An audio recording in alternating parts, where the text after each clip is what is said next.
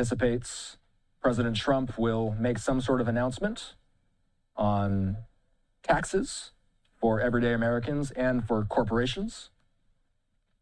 Says he will use his speech to call on Congress to formalize a ban on Wall Street firms from buying single-family homes as well.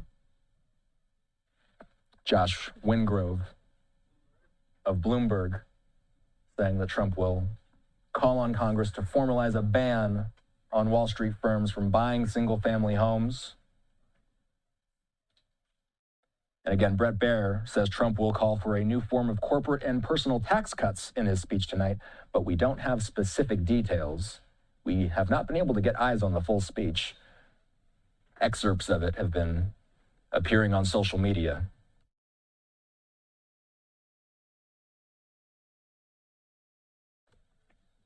So we continue to watch the lower chamber of Congress. Let's pull this up. What are they saying? On the part of the House to escort the President of the United States into the chamber. The gentleman from Louisiana, Mr. Scalise. The gentleman from Minnesota, Mr. Emmer. The gentlewoman from Michigan, Mrs. McClain. The gentleman from North Carolina, Mr. Hudson. The gentleman from Pennsylvania, Mr. Reschenthaler. The gentleman from Utah, Mr. Moore. The gentlewoman from Indiana, Mrs. Houchin. The gentleman from Oklahoma, Mr. Hearn. The gentleman from New York, Mr. Jeffries. The gentleman from California, Mr. Aguilar. The gentleman from California, Mr. Liu. The gentlewoman from Washington, Mrs. Delbene. The gentlewoman from Michigan, Mrs. Dingell. The President of the Senate, at the direction of that body, appoints the following senators as members of the Committee on the part of the Senate to escort the President of the United States into the House chamber. The Senator from South Dakota, Mr. Thune. The Senator from Wyoming, Mr. Barrasso. The Senator from Arkansas, Mr. Cotton. The Senator from West Virginia, Mrs. Capito. The Senator from Oklahoma, Mr. Langford. The Senator from South Carolina, Mr. Scott. The Senator from New York, Mr. Schumer. The Senator from Illinois, Mr. Durbin. And the Senator from Minnesota, Ms. Klobuchar. The members of the Escort Committee will exit the chamber through the lobby doors.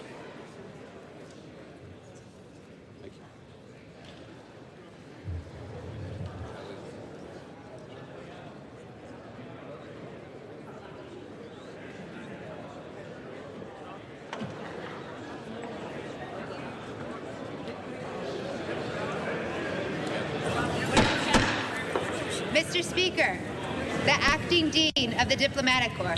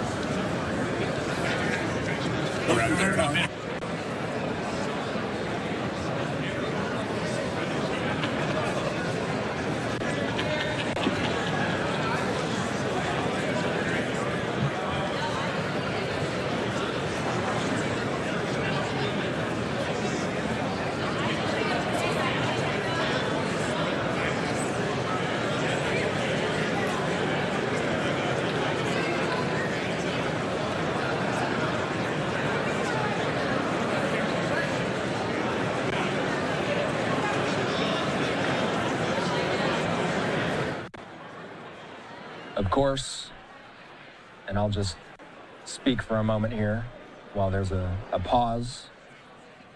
Following the president's address, we will hear the official Democratic response delivered this year by Virginia Governor Abigail Spanberger. Spanberger, a former CIA officer and centrist Democrat who flipped a traditionally Republican district before winning the governor's mansion, is seen as a leading voice for the party's pragmatic wing. Expect her to focus heavily on kitchen table economic issues like affordability, health care costs, middle-class tax policy. Some of you guys may be familiar with the idea of a designated survivor as well. This is something that fascinates people. Whenever we have a State of the Union or whenever we have a inauguration of a president, there's always one person that's left out of the festivities. And Representative Mike Thompson, the Democrat from let's listen in. Mr. Speaker, the Chief Justice and Associate Justices of the Supreme Court.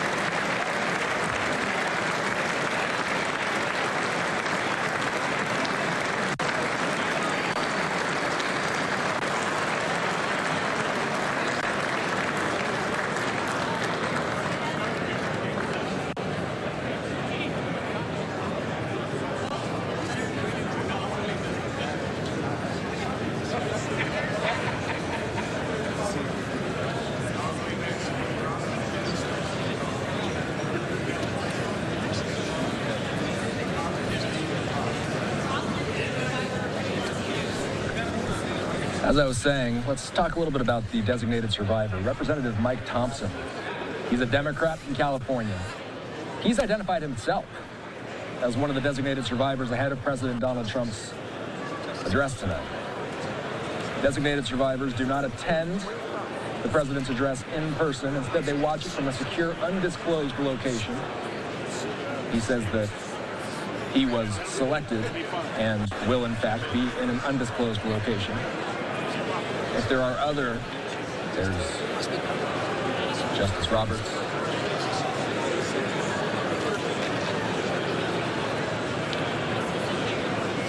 Kavanaugh.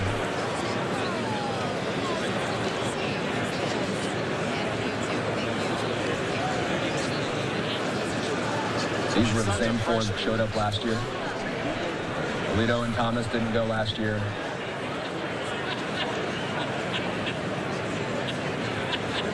For those of you wondering who the designated survivor is, we do know at least one of them is Representative Mike Thompson tonight.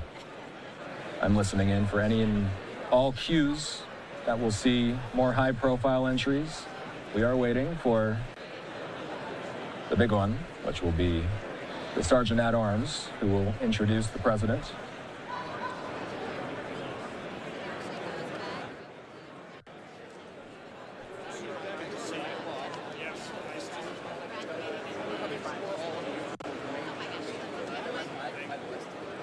So the top issues that we're going to be focusing on tonight, certainly the economy, foreign affairs like the Russia-Ukraine war, the U.S. military buildup. There's the second lady, Usha Vance, her and the vice president announcing that they will be expanding their family.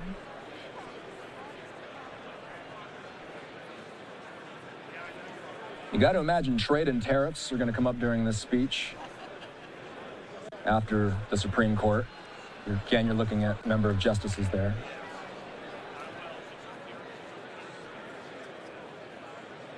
The president's family.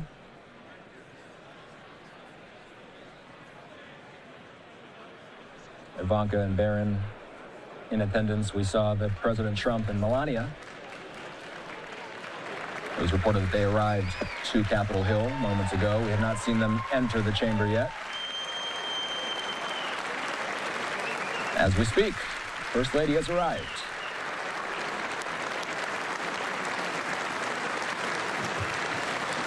So as we watch this speech tonight, we're going to be listening for how the president frames issues like the economy, his foreign policy, funding of DHS. President Trump in recent weeks has been hitting the campaign trail, you could say. Traveling to two battleground states, North Carolina and Georgia. The all-important midterms coming up in November. Mr. Speaker, the President's Cabinet. They just announced the President's Cabinet. Secretary of State Marco Rubio, Secretary Pete Hegseth,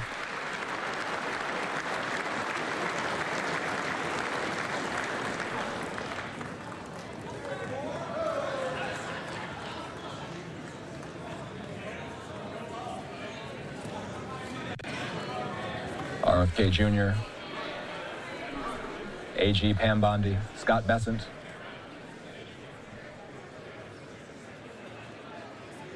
Howard Lutnick in the back there, Doug Burgum,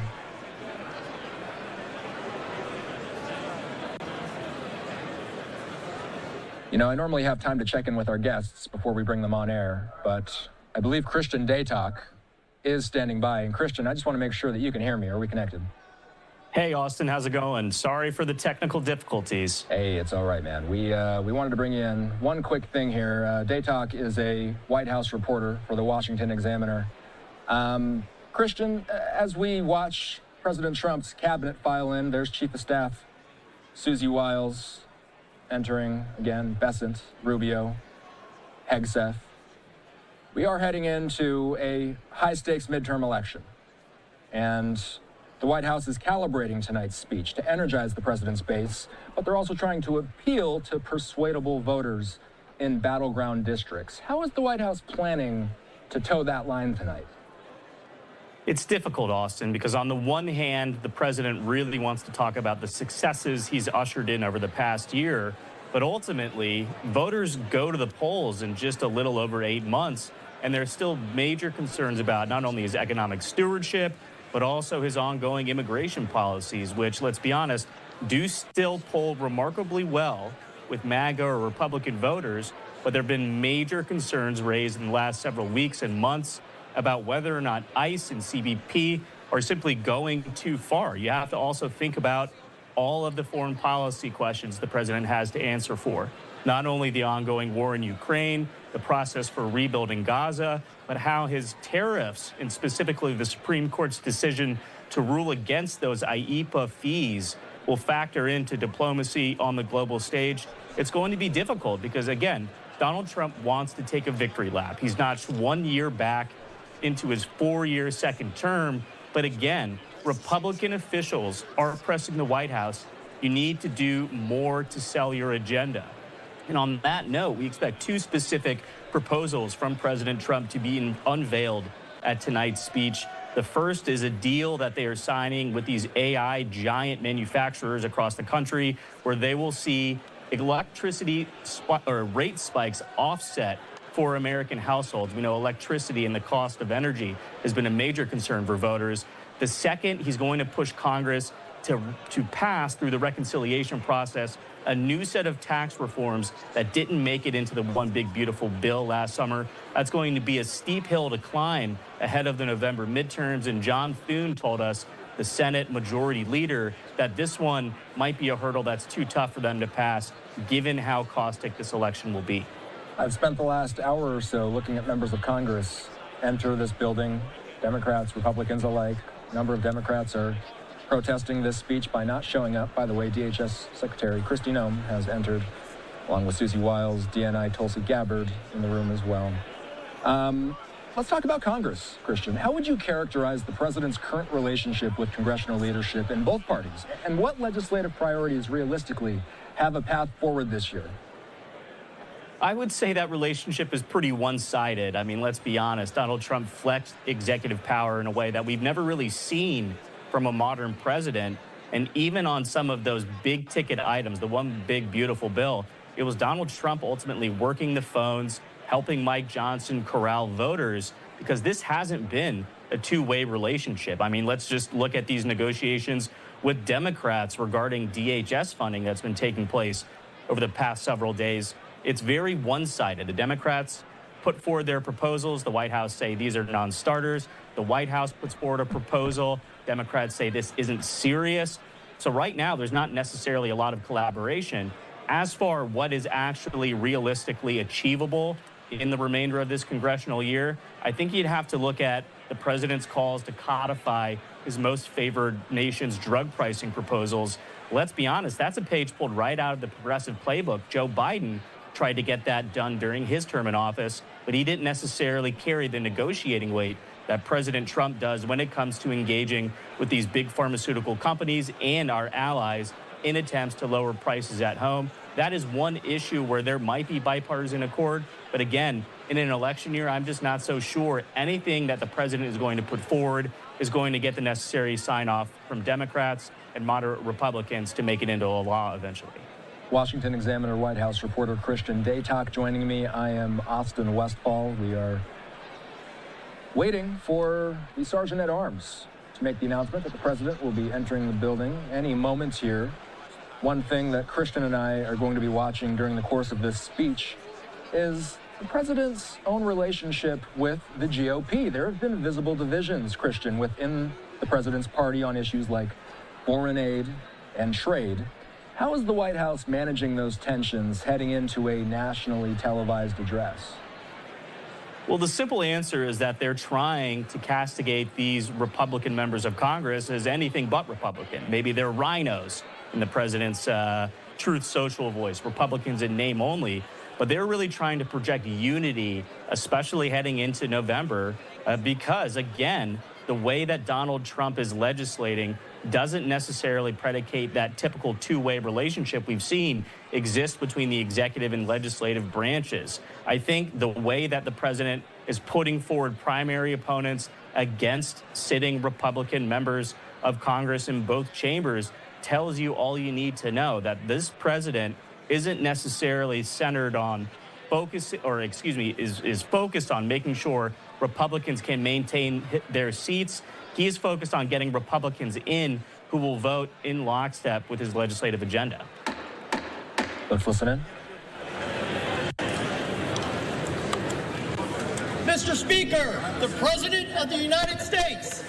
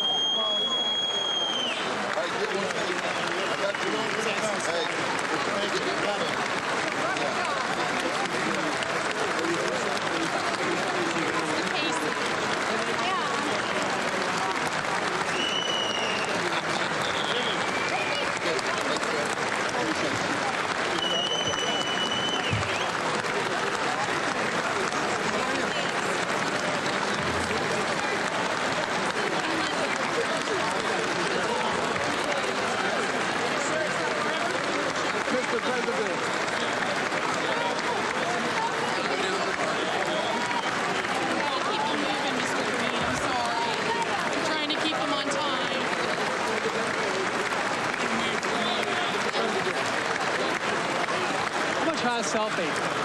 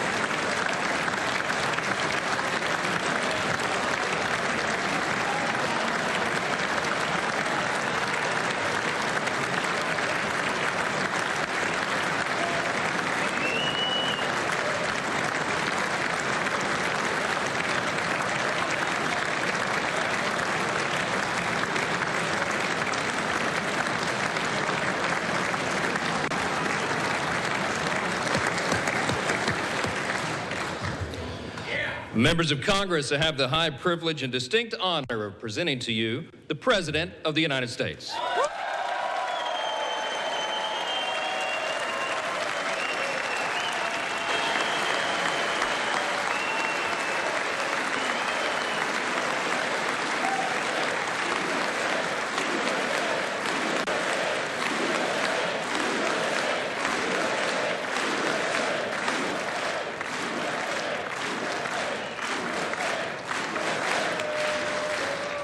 Well, thank you very much, everybody. It's really an honor. Speaker Johnson, Vice President Vance, First Lady of the United States.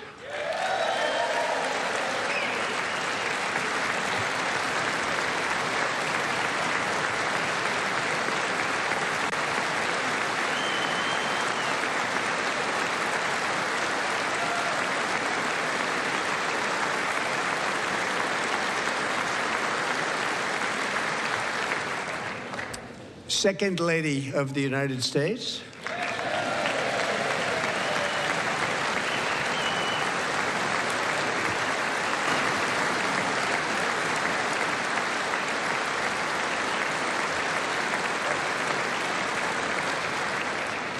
Members of Congress and my fellow Americans, our nation is back, bigger, better, richer, and stronger than ever before.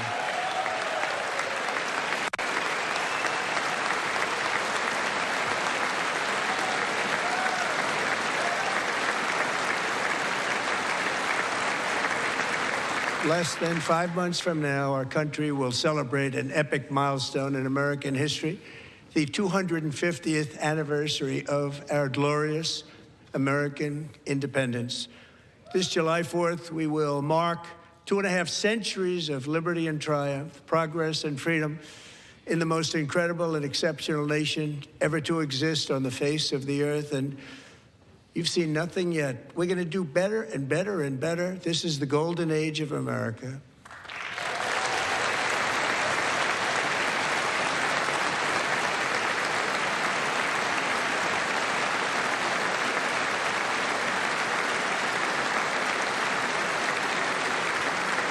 When I last spoke in this chamber 12 months ago, I had just inherited a nation in crisis with a stagnant economy, inflation at record levels, a wide open border, horrendous recruitment for military and police, rampant crime at home, and wars and chaos all over the world.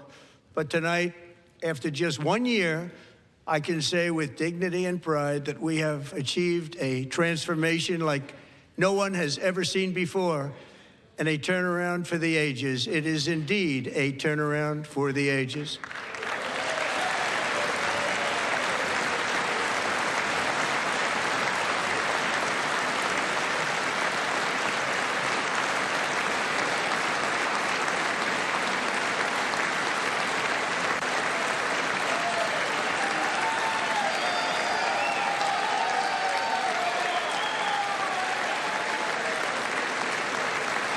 And we will never go back to where we were just a very short time ago. We're not going back. Today, our border is secure.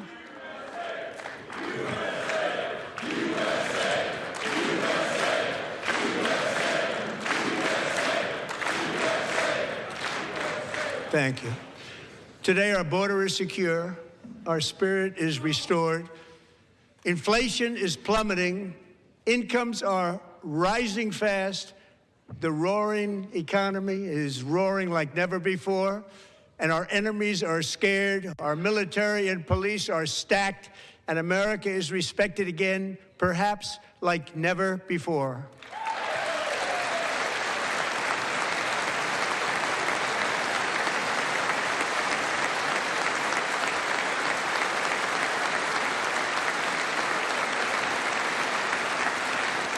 After 4 years in which millions and millions of illegal aliens poured across our borders, totally unvetted and unchecked, we now have the strongest and most secure border in American history by far.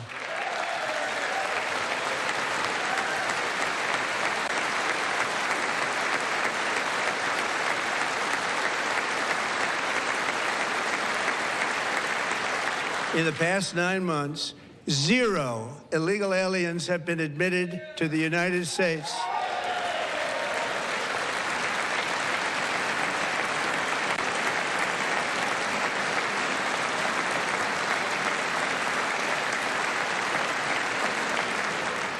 But we will always allow people to come in legally, people that will love our country and will work hard to maintain our country.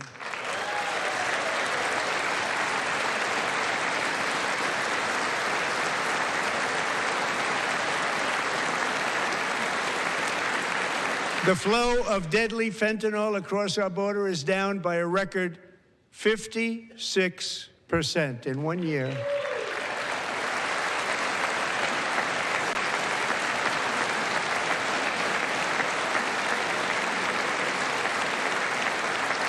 And last year, the murder rate saw its single largest decline in recorded history. This is the biggest decline, think of it, in recorded history, the lowest number in over 125 years, year 1900. In fact, substantially before my wonderful father, I had a wonderful father, Fred, before he was born, substantially before he was born.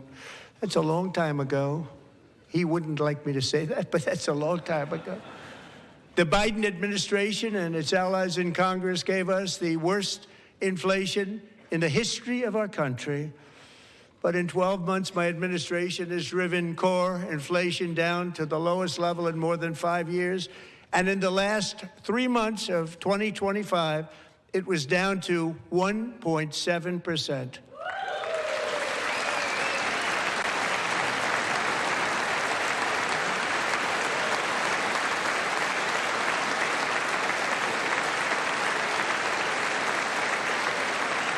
Gasoline, which reached a peak of over $6 a gallon in some states under my predecessor, it was quite honestly a disaster, is now below $2.30 a gallon in most states, and in some places, $1.99 a gallon. And when I visited the great state of Iowa just a few weeks ago, I even saw $1.85 a gallon for gasoline.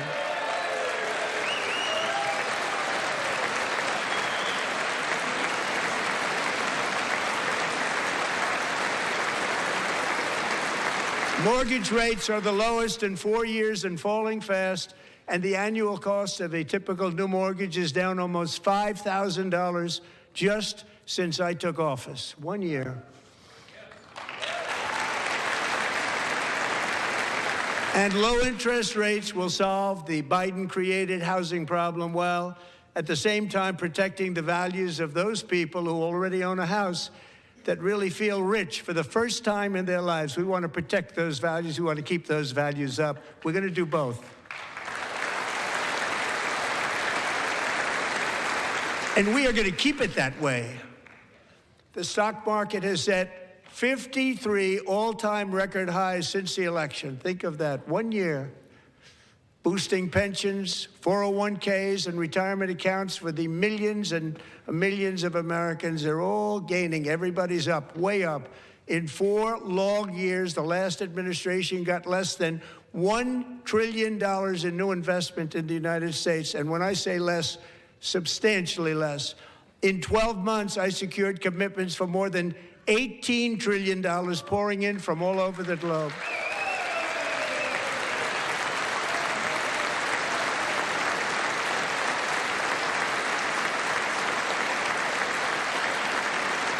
Think of it, much less than $1 trillion for 4 years versus much more than $18 trillion for 1 year. What a difference a president makes. A short time ago, we were a dead country. Now we are the hottest country anywhere in the world, the hottest.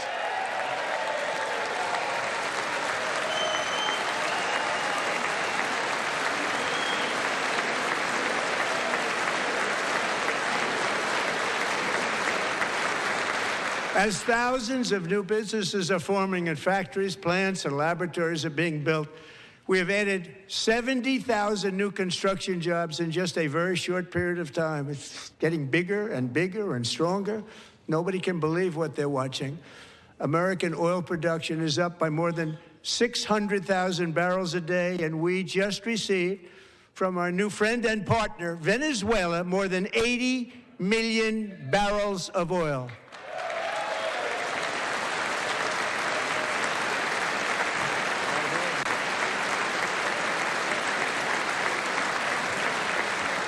American natural gas production is at an all-time high because I kept my promise to drill, baby, drill.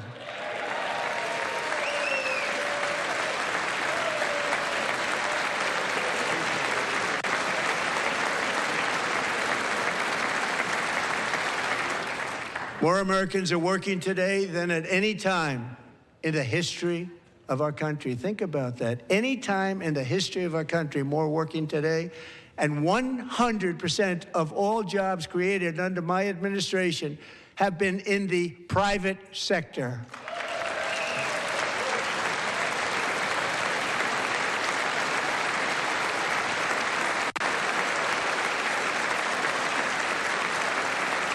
We ended DEI in America.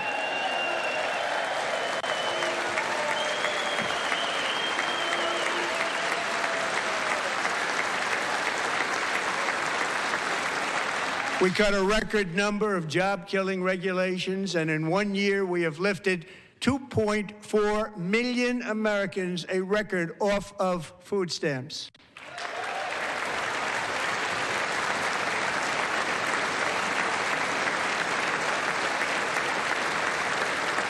And for all of these reasons, I say tonight, members of Congress, the state of our union is strong.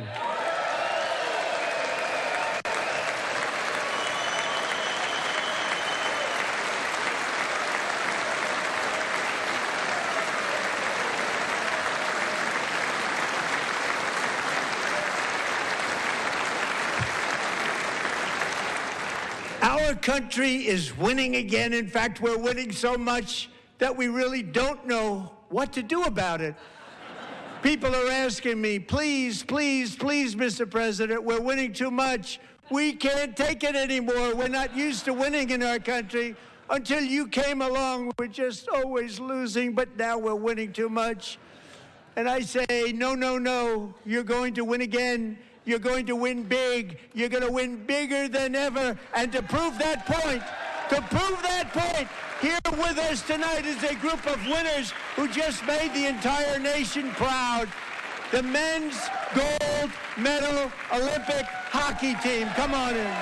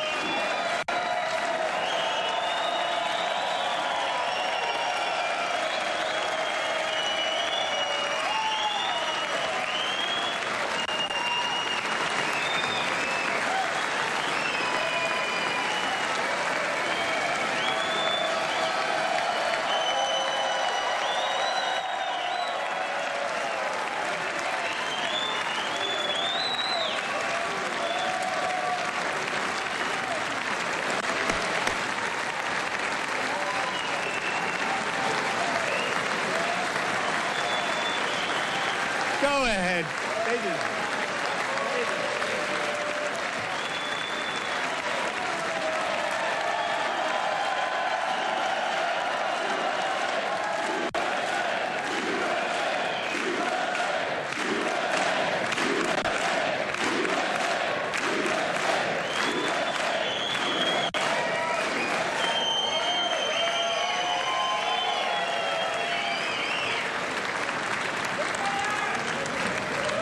That's the first time I've ever seen them get up.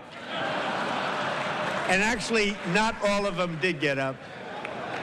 But they beat a fantastic Canadian team in overtime, as everybody saw, as did the American women who will soon be coming to the White House.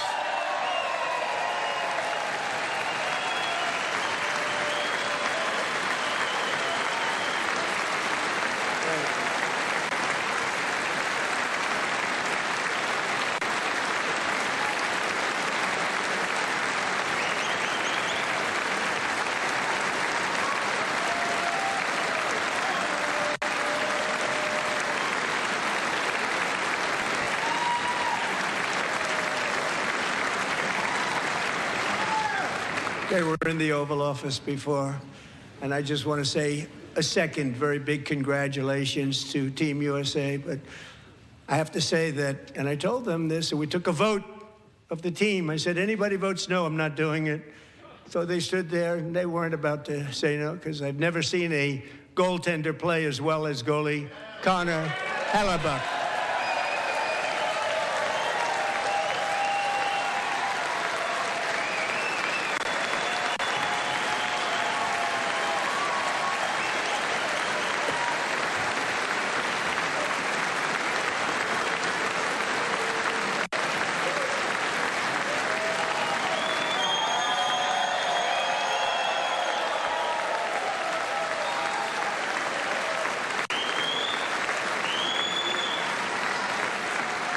Think of it, 46 shots on goal, and I asked him, the one shot, the one where you put your stick in the back and it hit the neck of your stick and bounced off, do you practice that, or was that a little lucky?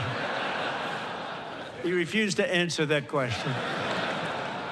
But I just want to tell you that the members of this great hockey squad will be very happy to hear, based on their vote and my vote, and in this case, my vote was more important, that I will soon be presenting Connor with our highest civilian honor, which we will be given and which has been given to many athletes over the years. But when I say many, not too many, like 12, it's called the highest civilian honor in our country, the Presidential Medal of Freedom.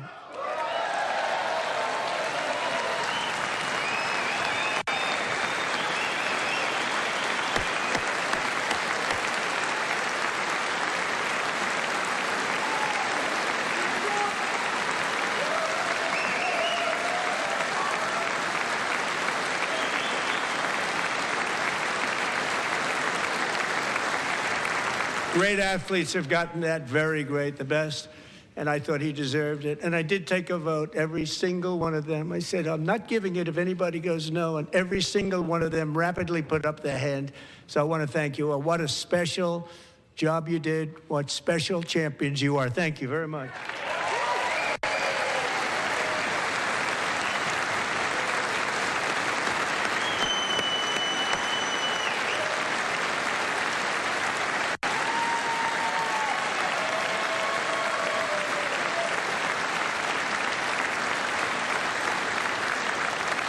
I'm also pleased to say that the next time the Olympic torch is lit, it will be here in America for the 2028 Olympics, and it's the summer version right in Los Angeles. We're going to do a good job in Los Angeles.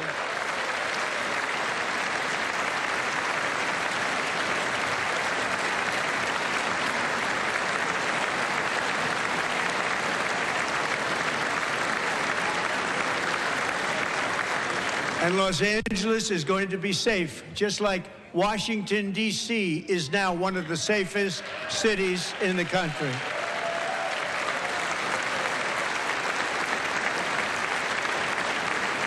And this year, and I must say I got them both. I got them in my first term, and I was disappointed because I didn't think I'd be the president when this happened. But strange things took place. And now I've got them because I got the Olympics and I got the 2026 FIFA World Cup. And I wanted to claim the 250th, but I didn't get away with that one. I couldn't claim that one for myself. But we're getting the World Cup. So we have the World Cup and the Olympics coming. And that is exciting news.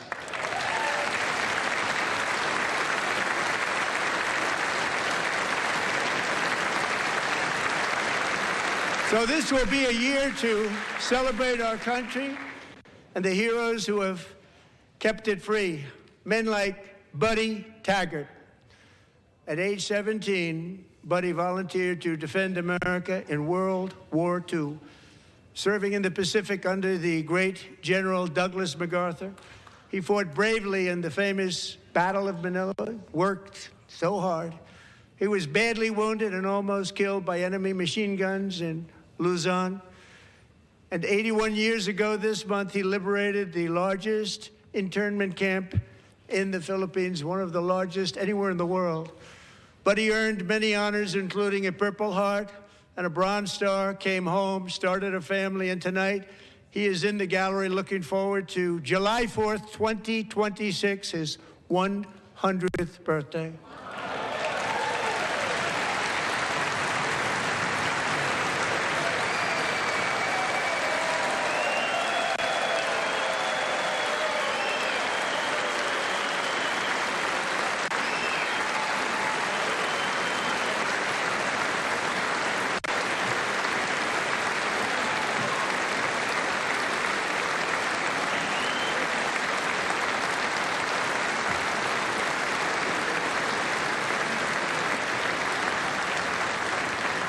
So, Buddy, you're a brave man, and we salute you. Even in times of challenge, setback, and immense heartache, the spirit of 1776 has always shone through very brightly. It was July 4th of last year when floodwaters tore through a girls' summer camp in Central Texas. One of the worst things I've ever seen. I was there, rising 26 feet in the matter of minutes, tragically claiming many, many lives. You all remember that one. As the waters threatened to sweep her away, 11-year-old Millie Kate McClelland closed her eyes and prayed to God. She thought she was going to die. Those prayers were answered when Coast Guard rescue swimmer Scott Ruskin descended from a helicopter above. Nobody knew where he came from. It was Scott's first ever rescue mission, a young guy, but very brave, very, very top, always top in his class. And he lifted not just Millie Kate, but 164 others to safety.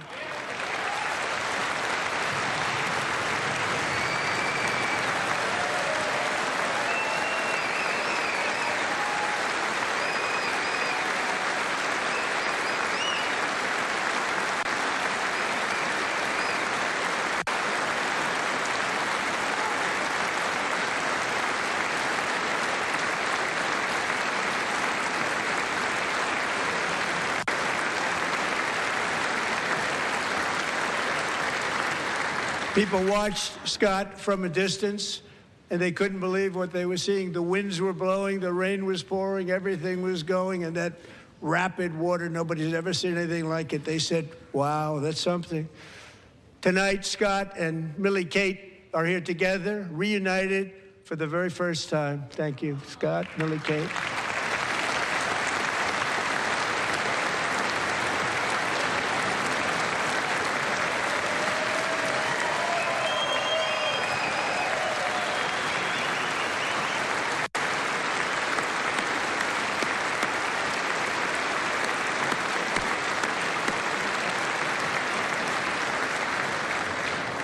And Petty Officer Ruskin, I'm pleased to inform you that I am now awarding you the Legion of Merit for extraordinary heroism, which is what it was, extraordinary heroism. Thank you.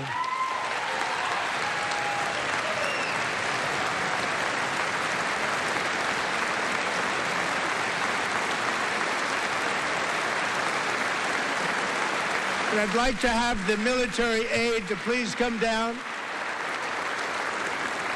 and take care of the service. Military aide, thank you very much.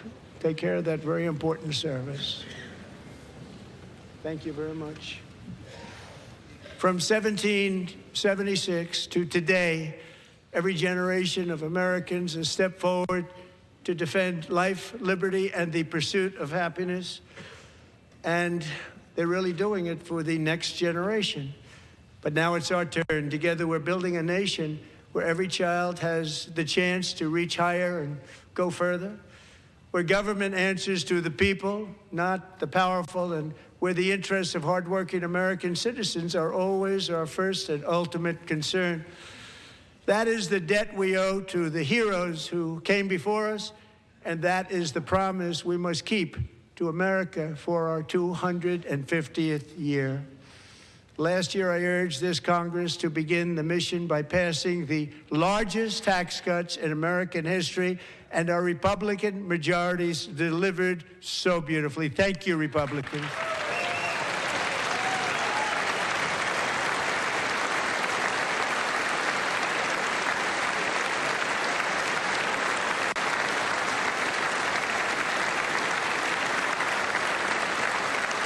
All Democrats, every single one of them, voted against these really important and very necessary massive tax cuts.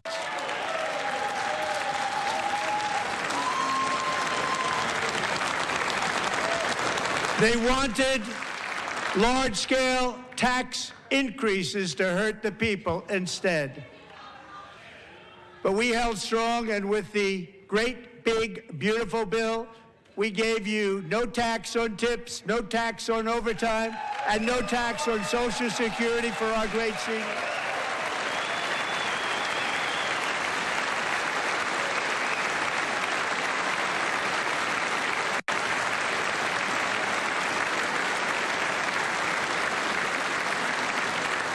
And we also made interest on auto loans tax deductible the first time, but only if the car is made in America.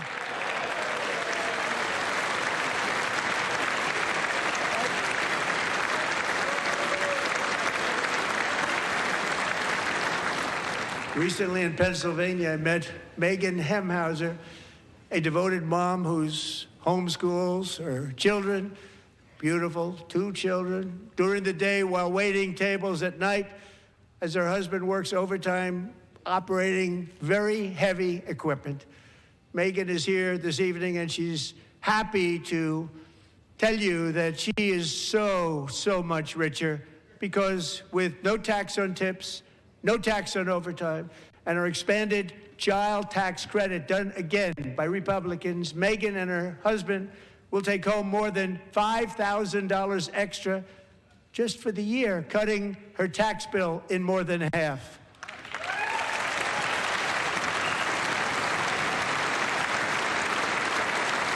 Megan, please stand up. We're fighting for you, Megan.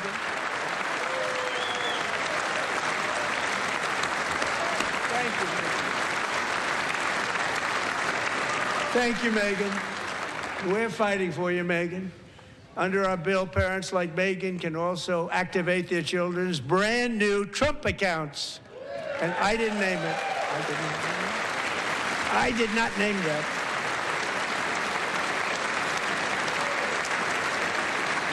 Nobody believes me, but I did not name it. It was named by a very tall man sitting right there in the third row. Nice man, a good man. Tax-free investment accounts for every American child. This is something that's so special and has taken off and gone through the roof. Millions will be pre-funded courtesy of the U.S. Treasury and private individuals like Michael and Susan Dell, who have donated $6.25 billion to fund the Trump accounts for 25 million American children. They're great people.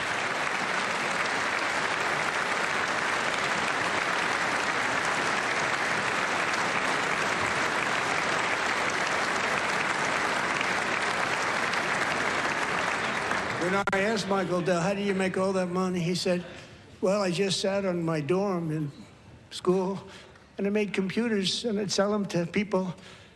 And I just kept selling and selling and selling, and pretty amazing story. That's called the American dream. He sold a lot of computers, a lot of those laptops, so I congratulate him on that, but I really thank him and Susan, as well as others like Brad Gerstner, a very tremendous guy. He was behind it right from the beginning. Brad Gerstner. Thank you, Brad.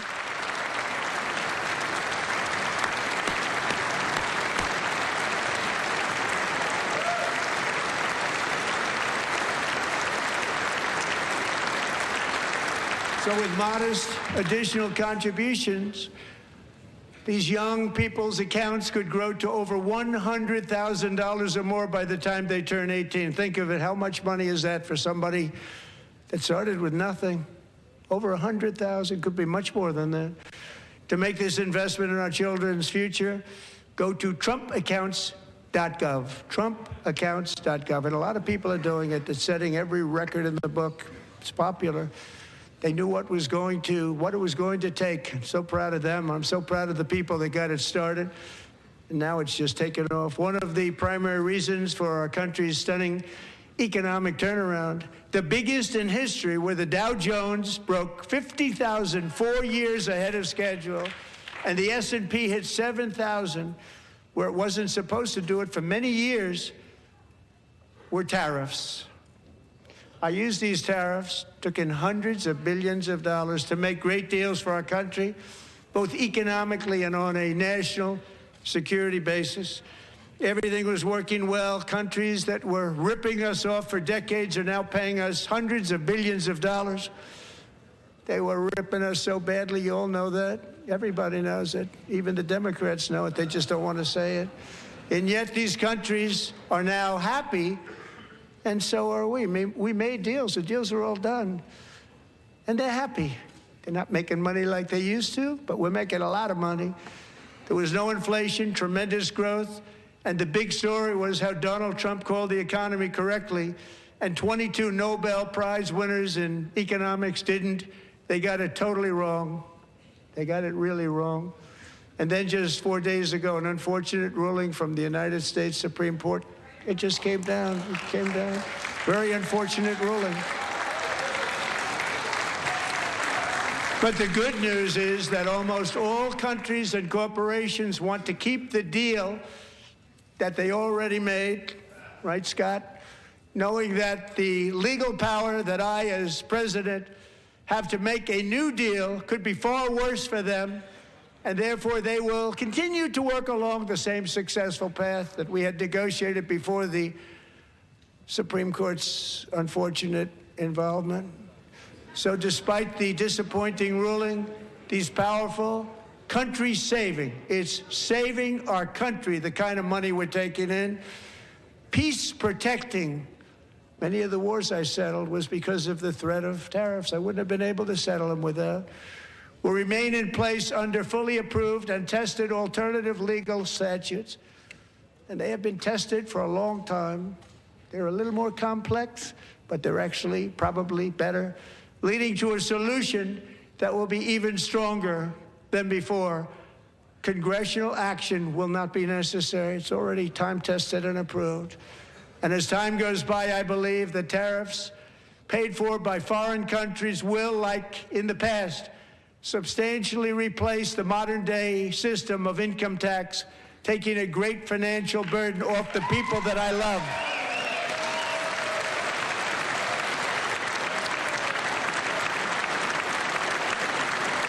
Right?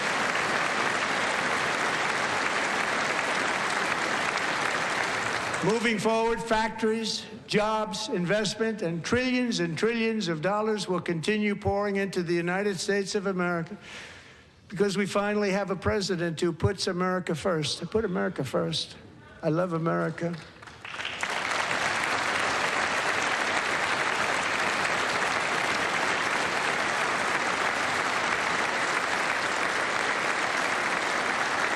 For decades before I came along, we had the exact opposite.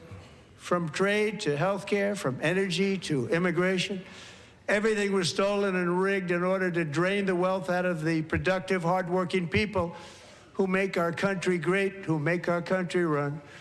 Under Biden and his corrupt partners in Congress and beyond, it reached a breaking point with the Green New Scam, open borders for everyone.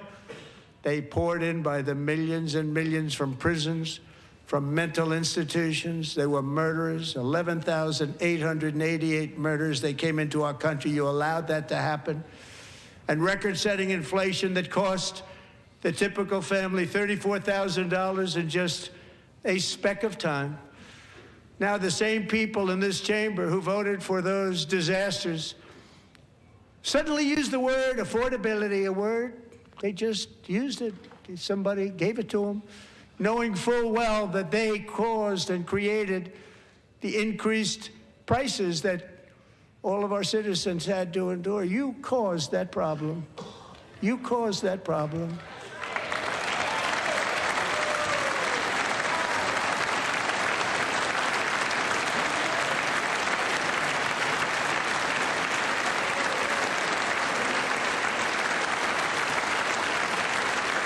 They knew their statements were a lie. They knew it. They knew their statements were a dirty, rotten lie. Their policies created the high prices Our policies are rapidly ending them. We are doing really well. Those prices are plummeting downward.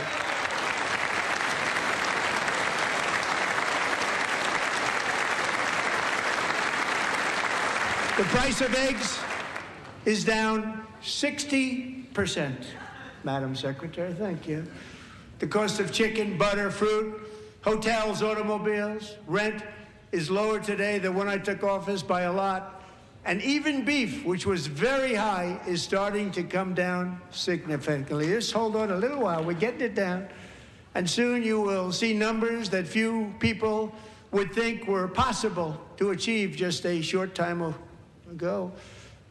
Nobody can believe when they see the kind of numbers, and especially energy, when they see energy going down to numbers like that, they cannot believe it. It's like another big tax cut. I'm also confronting one of the biggest ripoffs of our times, the crushing cost of health care caused by you. Since the passage of the Unaffordable Care Act, sometimes referred to as Obamacare, big insurance companies have gotten rich. It was meant for the insurance companies, not for the people. With our government giving them hundreds and hundreds of billions of dollars a year as their stock prices soared 1,000, 1,200, 1,400, and even 1,700%, like nothing else. That's why I introduced the great health care plan. I want to stop all payments to big insurance companies and instead give that money directly to the people so they can buy their own health care, which will be better health care at a much lower cost.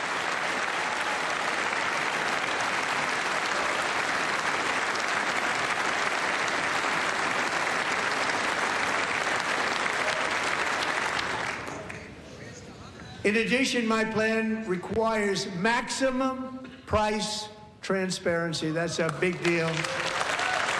Sounds so simple, so big. And I did that in my first term, and the Democrats immediately terminated it with full knowledge that they were doing a very bad thing for the people. Costs were going to go way up, and that's what happened, and now I'm bringing them way down on health care and everything else. I'm also ending the wildly inflated cost of prescription drugs like has never happened before.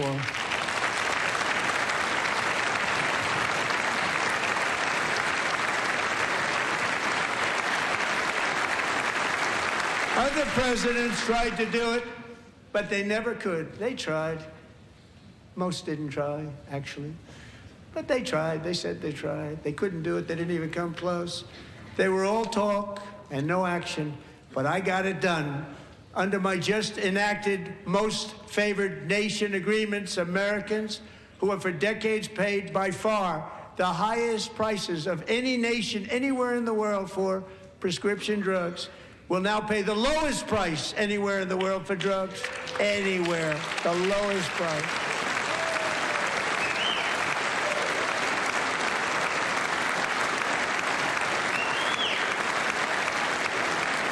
So in my first year of the second term, should be my third term, but strange things happen. I took prescription drugs, a very big part of health care, from the highest price in the entire world to the lowest. That's a big achievement. The result is price differences of 300, 400, 500, 600% and more. All available right now at a new website called TrumpRx.gov. And I didn't name that one either, by the way.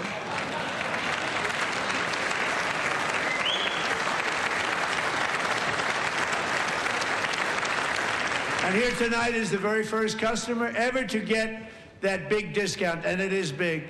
Catherine Rayner. For 5 years, she and her husband have struggled with infertility, and they turned to IVF. One drug has been costing Catherine $4,000 to purchase. But a few weeks ago, she logged onto the Trump RX website and got that same drug that cost $4,000, got it for under $500, a reduction of much more, actually, than $3,500.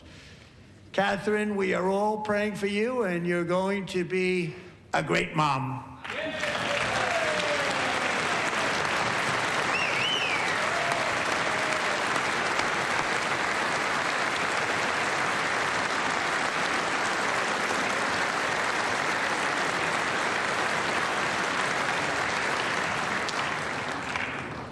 So now I'm calling on Congress to codify my most favored nation program into law. Now, the one thing, I'm not sure it matters because it's going to be very hard for somebody that comes along after me to say, let's raise drug prices by 700 or 800%. But John and Mike, if you don't mind, codify it anyway. They may do it. Codify it anyway. Thank you.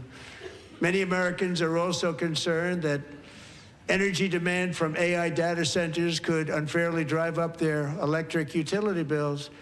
Tonight, I'm pleased to announce that I have negotiated the new Ratepayer Protection Pledge. You know what that is? We're telling the major tech companies that they have the obligation to provide for their own power needs. They can build their own power plants as part of their factory so that no one's prices will go up.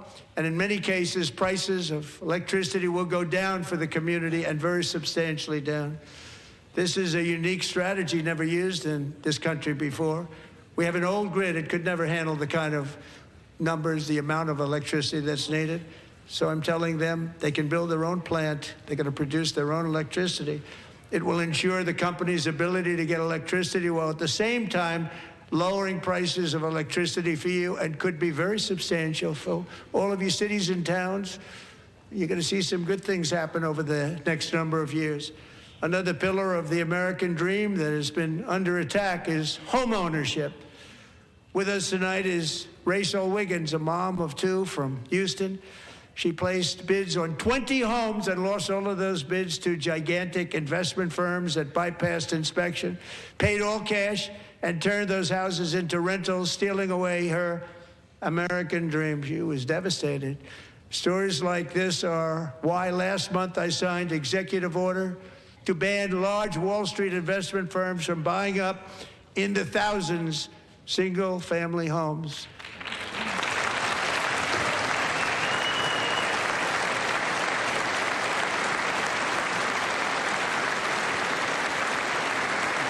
And now I'm asking Congress to make that ban permanent, because homes for people, really, that's what we want. We want homes for people, not for corporations. Corporations are doing just fine. Rachel, thank you very much. Good luck with your home. You'll get one soon.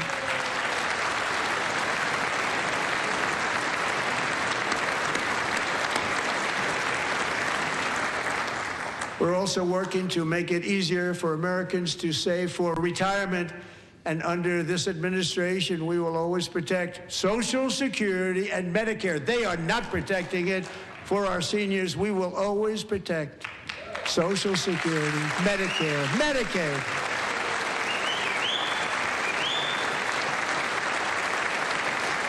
Since I took office, the typical 401k balance is up by at least $30,000.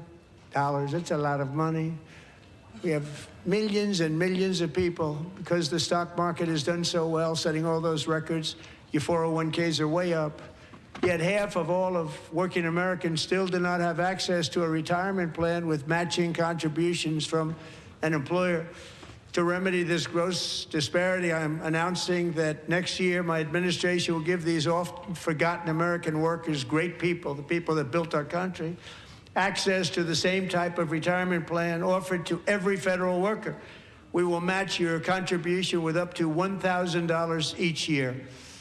As we ensure that all Americans can profit from a rising stock market, let's also ensure that members of Congress cannot corruptly profit from using insider information.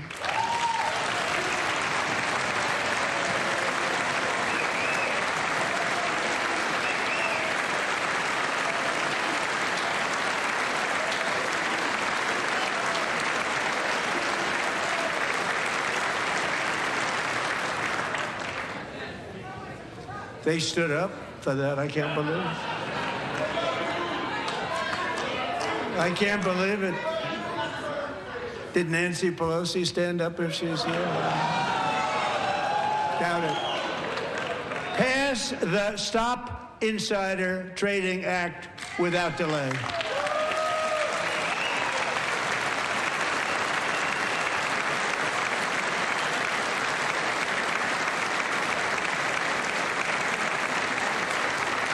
I wasn't sure if anybody even on this side was going to applaud for that. I'm very impressed. Thank you. I'm very impressed. But when it comes to the corruption that is plundering, it's plundering America. There's been no more stunning example than Minnesota, where members of the Somali community have pillaged an estimated $19 billion from the American taxpayer. Oh, we have all the information. And in actuality, the number is much higher than that. And California, Massachusetts, Maine, and many other states are even worse. This is the kind of corruption that shreds the fabric of a nation, and we are working on it like you wouldn't believe. So tonight, although started 4 months ago, I am officially announcing the war on fraud to be led by our great Vice President, J.D. Vance.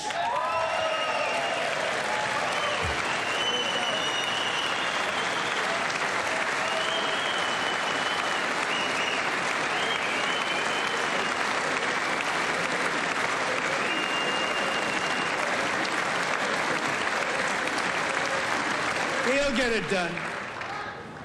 And if we're able to find enough of that fraud, we will actually have a balanced budget overnight. It'll go very quickly. That's the kind of money you're talking about. We'll balance our budget. The Somali pirates who ransacked Minnesota remind us that there are large parts of the world where bribery, corruption, and lawlessness are the norm, not the exception. Importing these cultures through unrestricted immigration and open borders brings those problems right here to the USA. And it is the American people who pay the price in higher medical bills, car insurance rates, rent, taxes, and perhaps most importantly, crime. We will take care of this problem. We're going to take care of this problem. We are not playing games. Delilah.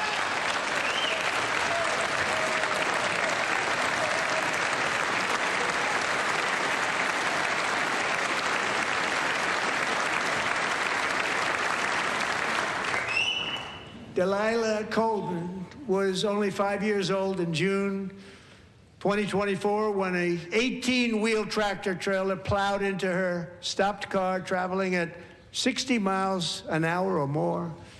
The driver was an illegal alien let in by Joe Biden and given a commercial driver's license by open borders politicians in California. Doctors said Delilah would never be able to walk or talk, have a good life. She wouldn't even be able to eat again.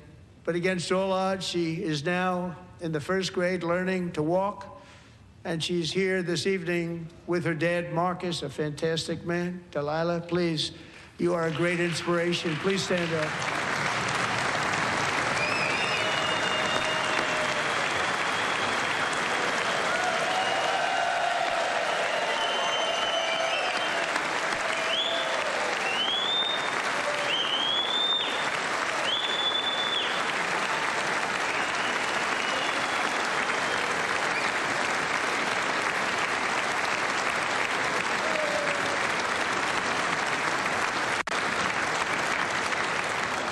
Thank you, Delilah.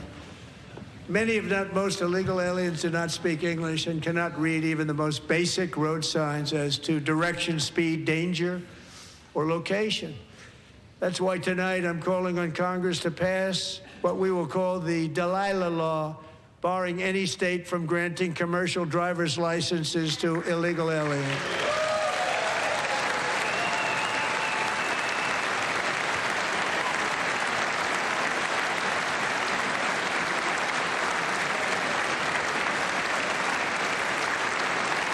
And yesterday, as you probably saw at the White House, I hosted a ceremony with Americans who lost their treasured loved ones to the scourge of illegal immigration. People came into our country, how we allowed this to happen with our open borders. These are the angel moms and families that for decades our government betrayed and our media totally ignored. It was terrible. Hard to believe, actually. In 2023, a 16-year-old high school cheerleader named Elizabeth Medina was supposed to perform in her town's Christmas parade, but she never arrived. Her mother, Jacqueline, went home to look for her, and she found her lying dead in a bathtub bleeding profusely after being stabbed 25 times. Lizbeth's killer was a previously arrested illegal alien who had broken in and brutally extinguished the brightest light in her family's life, violently and viciously. Her heartbroken mother is in the gallery to remind everyone in this chamber exactly why we are deporting illegal alien criminals to our country at record numbers, and we're getting them the hell out of here fast. We don't want them.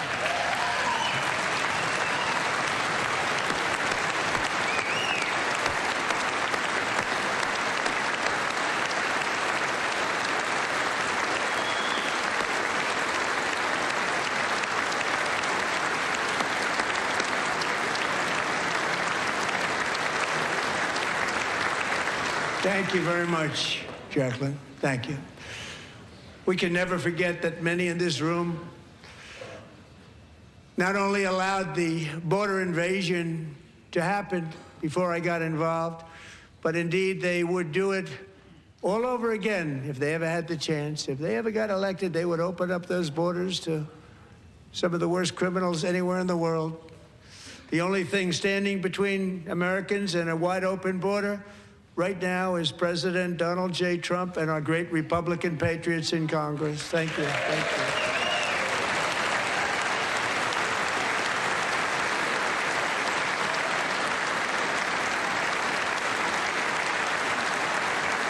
As we speak, Democrats in this chamber have cut off all funding for the Department of Homeland Security. It's all cut off.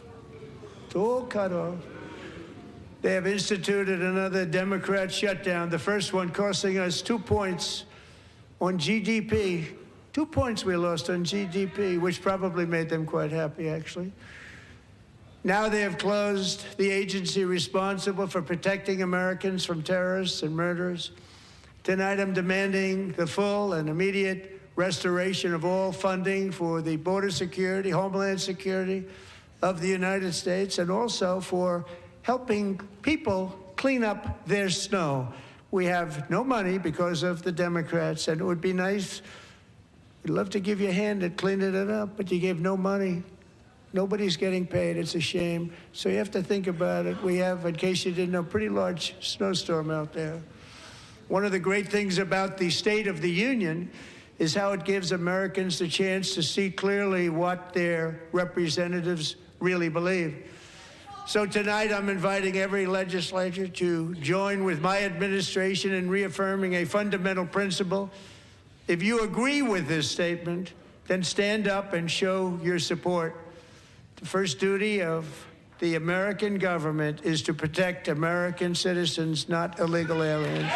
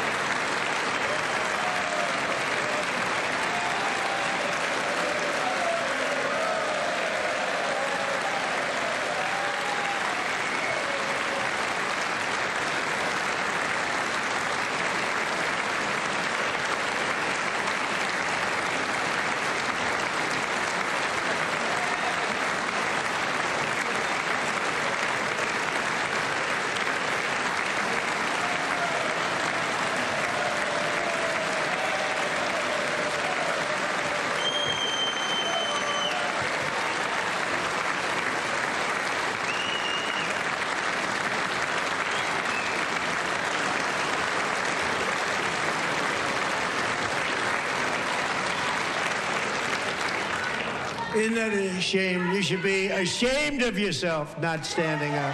You should be ashamed of yourself.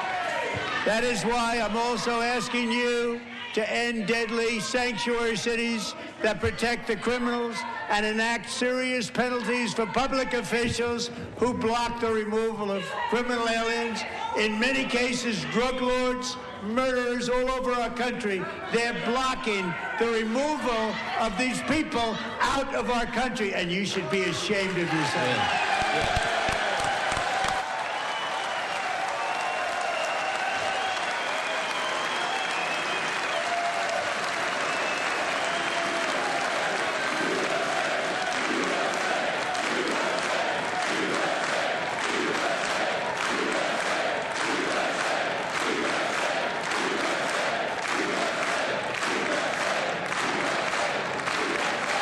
And perhaps most importantly, I'm asking you to approve the Save America Act.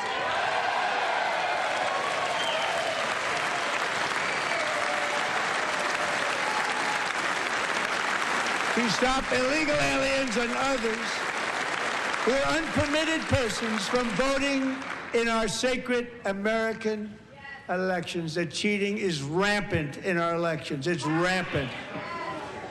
It's very simple. All voters must show voter ID.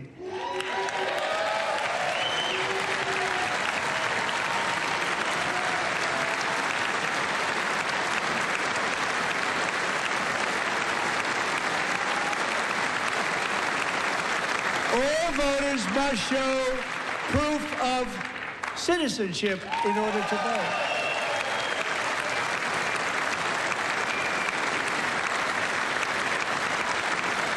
And no more crooked mail-in ballots except for illness, disability, military, or travel. None. And this should be an easy one. And by the way, it's polling at 89%, including Democrats. 89%.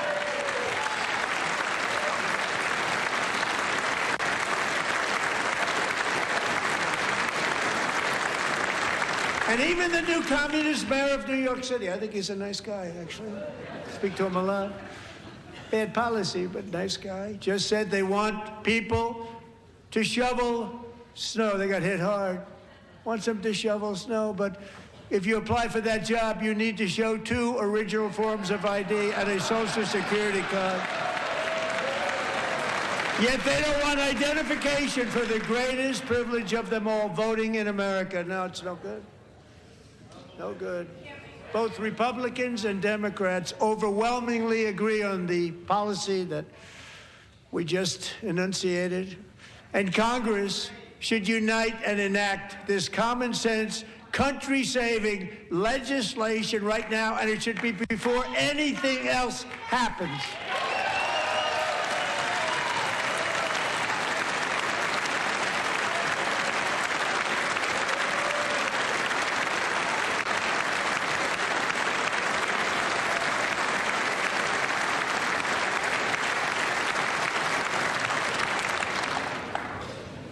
And the reason they don't want to do it, why would anybody not want voter ID? One reason, because they want to cheat. There's only one reason.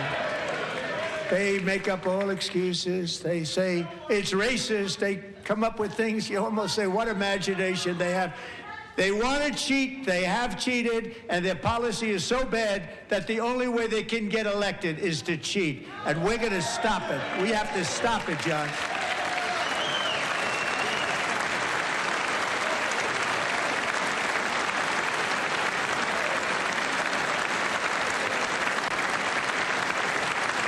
And here is one more opportunity to show common sense in government.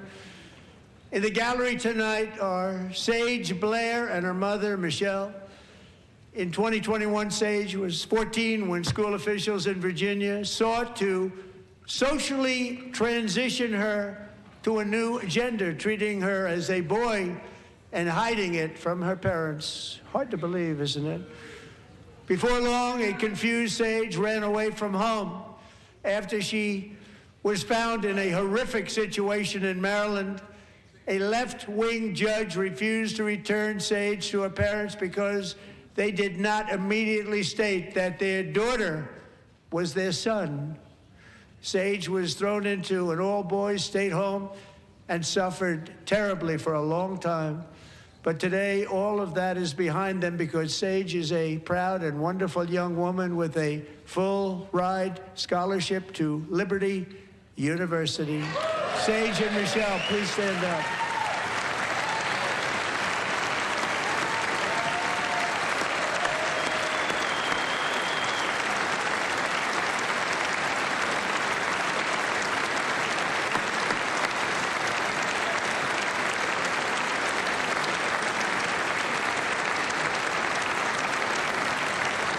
And thank you for your great bravery. And who can believe that we're even speaking about things like this? 15 years ago, if somebody was up here and said that, they'd say, what's wrong with him? But now we have to say it because it's going on all over numerous states without even telling the parents.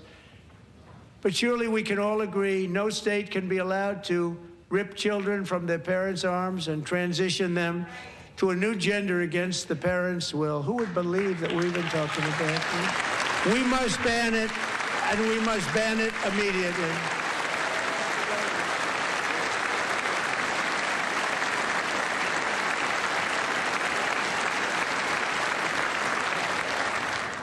Look, nobody stands up. These people are crazy, I'm telling you. They're crazy.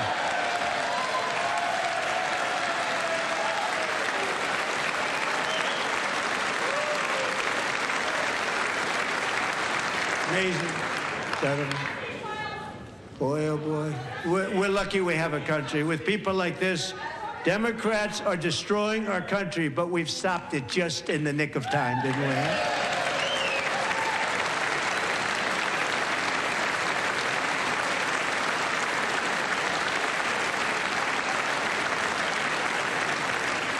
No one cares more about protecting America's youth than our wonderful First Lady, now a movie star. She's a movie star. Can you believe it?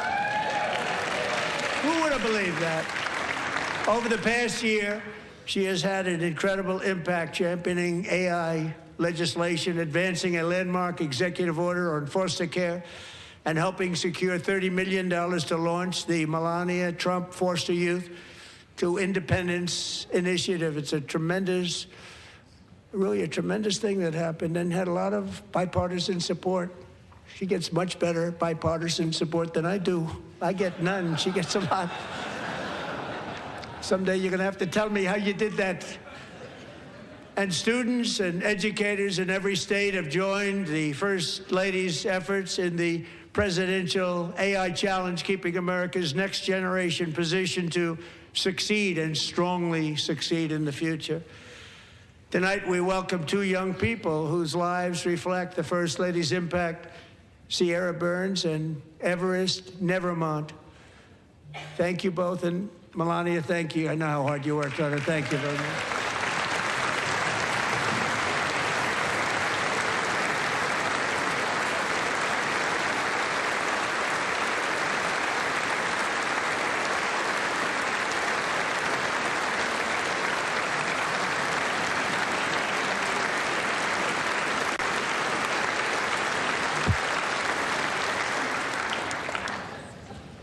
I'm very proud to say that during my time in office, both the first 4 years and in particular this last year, there has been a tremendous renewal in religion, faith, Christianity, and belief in God. Tremendous renewal.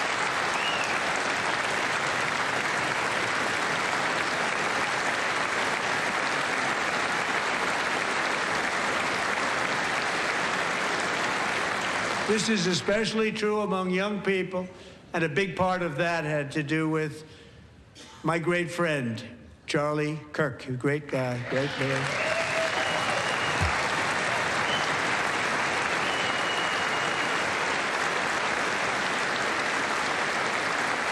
So last year, Charlie was violently murdered by an assassin and martyred, really martyred for his beliefs.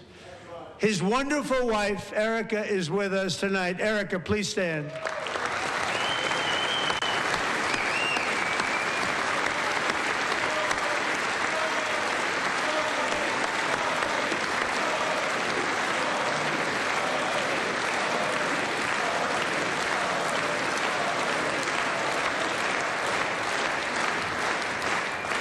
Thank you, Erica. Been through a lot. In Charlie's memory, we must all come together to reaffirm that America is one nation under God, and we must totally reject political violence of any kind.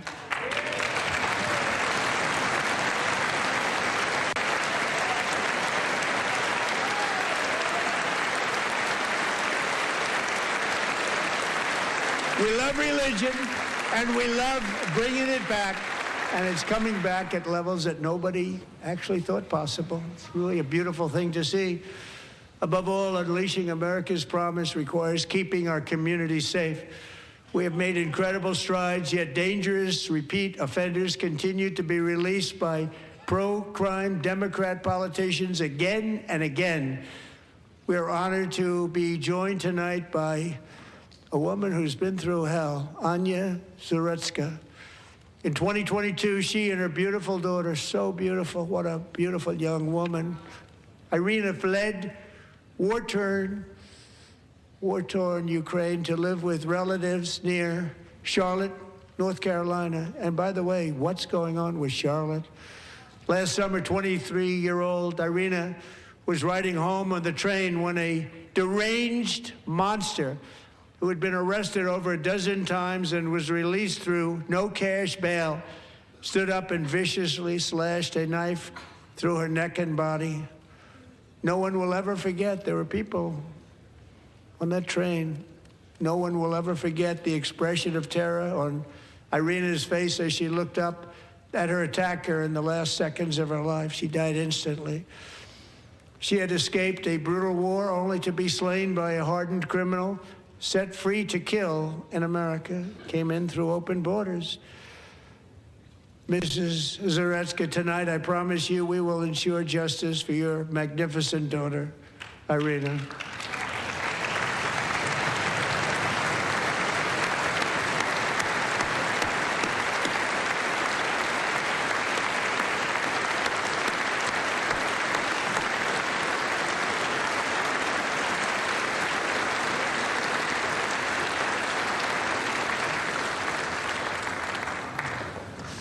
How do you not stand? How do you not stand? I'm asking this Congress to pass tough legislation to ensure that violent and dangerous repeat offenders are put behind bars, and importantly, that they stay there.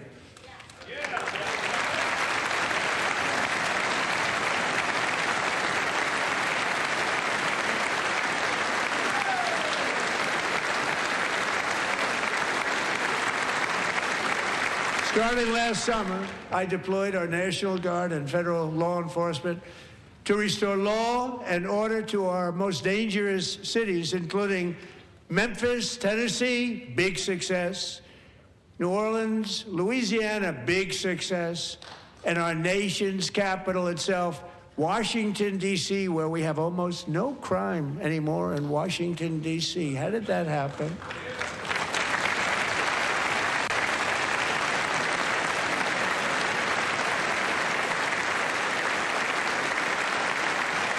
In fact, crime in Washington is now at the lowest level ever recorded, and murders in D.C. this January were down close to 100% from a year ago.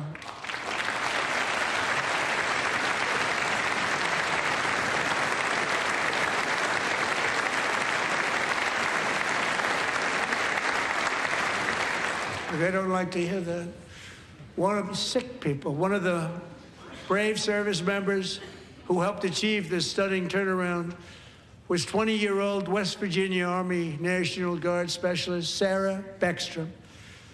After a 4-month deployment, she voluntarily extended her service, and her rank was going to be lifted. She was doing so well. They were so proud of her.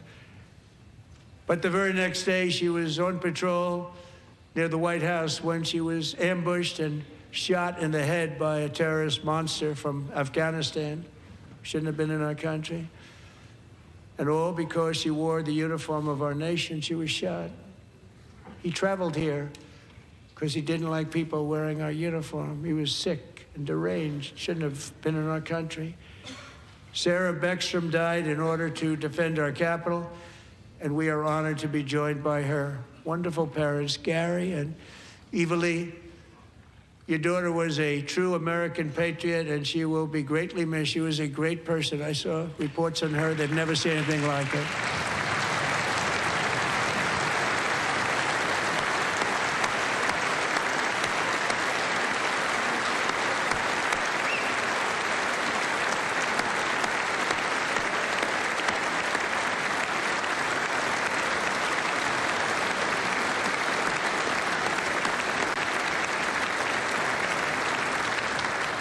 So sorry. Thank you very much.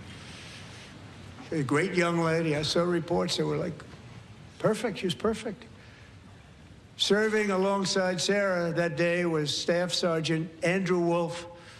The terrorist shot Andrew in the head, and no one thought he could possibly make it. The two of them, Sarah and Andrew, both shot violently in the head. Neither was expected to make it.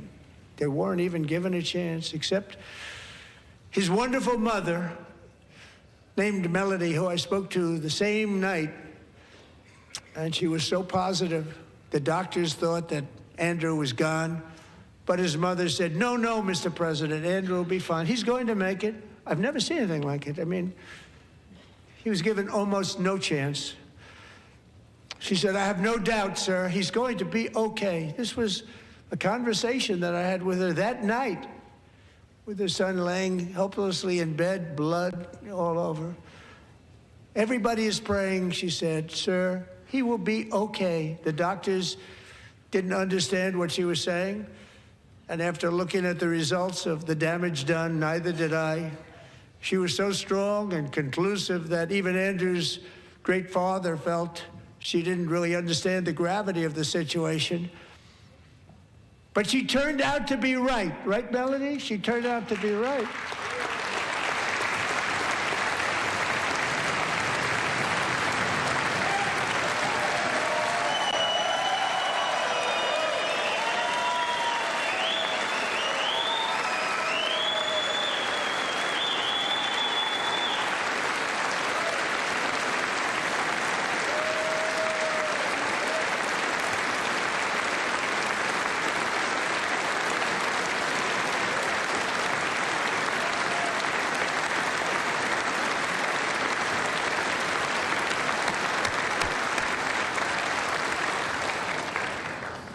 Amazing, actually. I said, where does this woman come from? She's the most positive person I've ever met. With God's help, Andrew has battled back from the edge of death, and we're talking about the edge of death, on his way to a miraculous recovery. He's got a little work to do, but he's doing great. Nice to see you. He's a good-looking guy. Nice to see you. Thanks, Andrew. Thank you very much.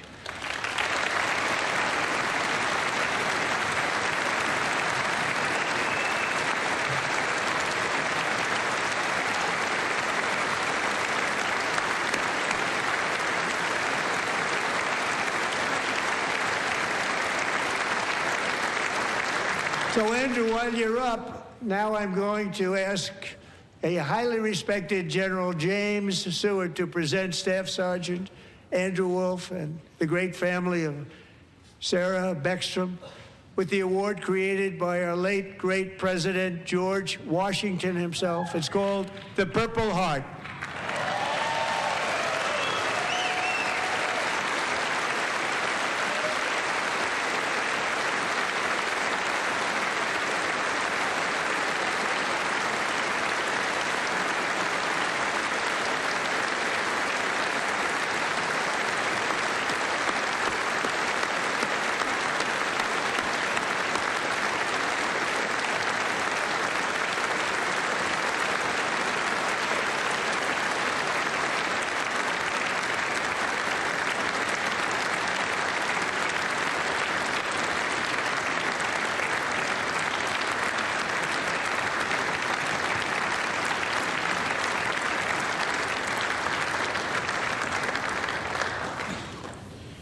We love you all.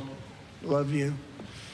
We're proudly restoring safety for Americans at home, and we are also restoring security for Americans abroad.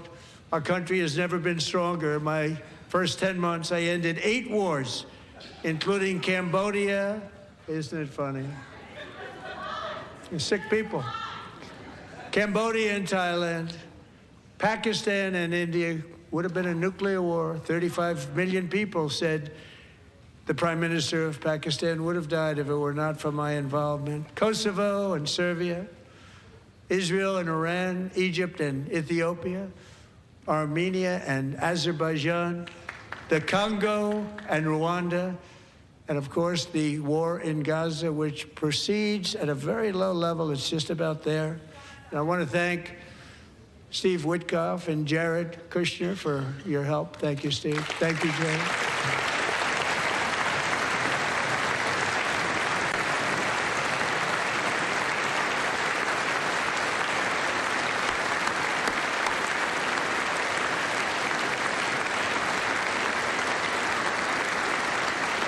And I also want to thank the man they report to, Secretary of State Marco Rubio. Thank you, Marco.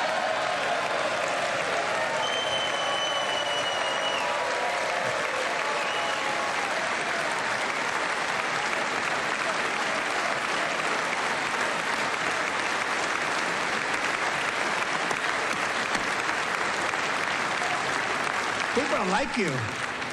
You know, Marco got 100% of the votes when he was in confirmation. I think our next one was about 54%.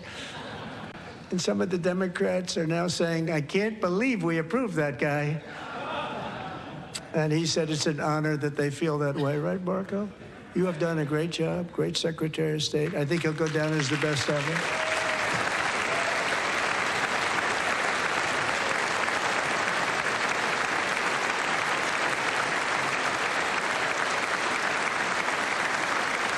Under the ceasefire I negotiated, every single hostage, both living and dead, has been returned home. Can you believe that?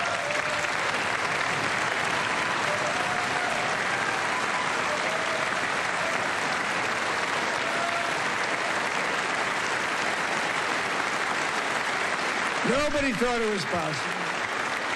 Nobody thought that was possible. Both living and dead. And those parents who had a dead son, their boy, they'd always tell me their boy, they wanted him as much as though he were living. That was an amazing period of time. And they came back, and when we got all of the living hostages back, and many, many before them, but I always said those last 20 are going to be very tough, but we got many, many more, hundreds. But I said those last 20 are going to be tough. We got them back. But we only got back 14 or 15 of the dead, of the 28. And believe it or not, Hamas worked along with Israel, and they dug, and they dug, and they dug. It's a tough thing to do, going through bodies all over, passing up 100 bodies sometimes for each one that they found.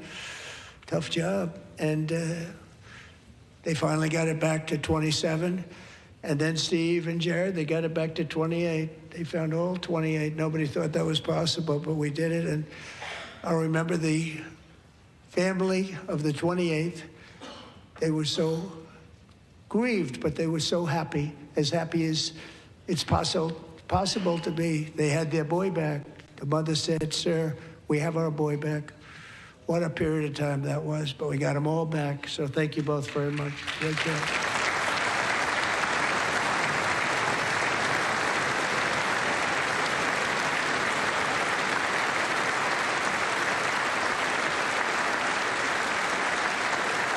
And we're working very hard to end the 9th war, the killing and slaughter between Russia and Ukraine, where 25,000 soldiers are dying each and every month. Think of that, 25,000 soldiers are dying a month. A war which would have never happened if I were president, would have never happened. As president, I will make peace wherever I can, but I will never hesitate to confront threats to America wherever we must. That's why in a breakthrough operation last June, the United States military obliterated Iran's nuclear weapons program with an attack on Iranian soil known as Operation Midnight Hammer.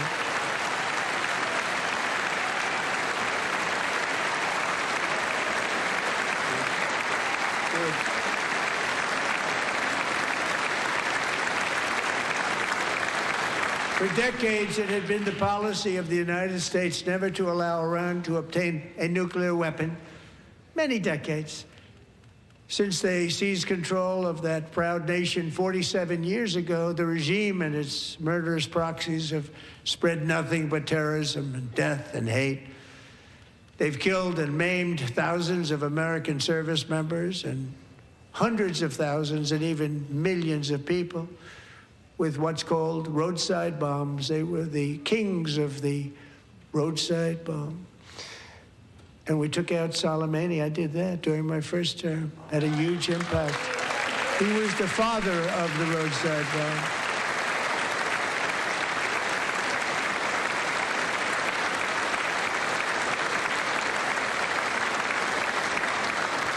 And just over the last couple of months with the protests, they've killed at least, it looks like, 32,000 protesters. 32,000 protesters in their own country. They shot them and hung them. We stopped them from hanging a lot of them with the threat of serious violence. But this is some terrible people. They've already developed missiles that can threaten Europe and our bases overseas, and they're working to build missiles that will soon reach the United States of America. After Midnight Hammer, they were warned to make no future attempts to rebuild their weapons program, and in particular, nuclear weapons. Yet they continue, starting it all over. We wiped it out, and they want to start all over again, and are at this moment again pursuing their sinister ambitions. We are in negotiations with them. They want to make a deal, but we haven't heard those secret words. We will never have a nuclear weapon. My preference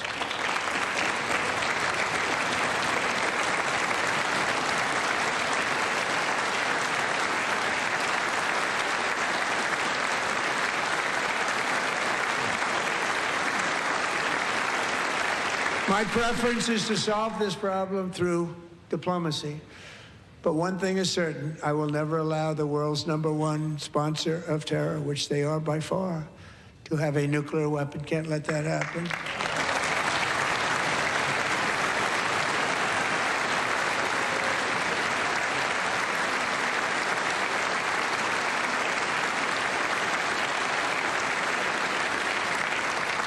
And no nation should ever doubt America's resolve. We have the most powerful military on earth. I rebuilt the military in my first term. We're going to continue to do so.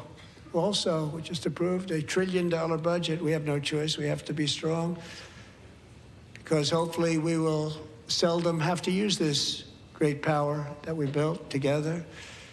It's really called peace through strength, and it's been very, very effective.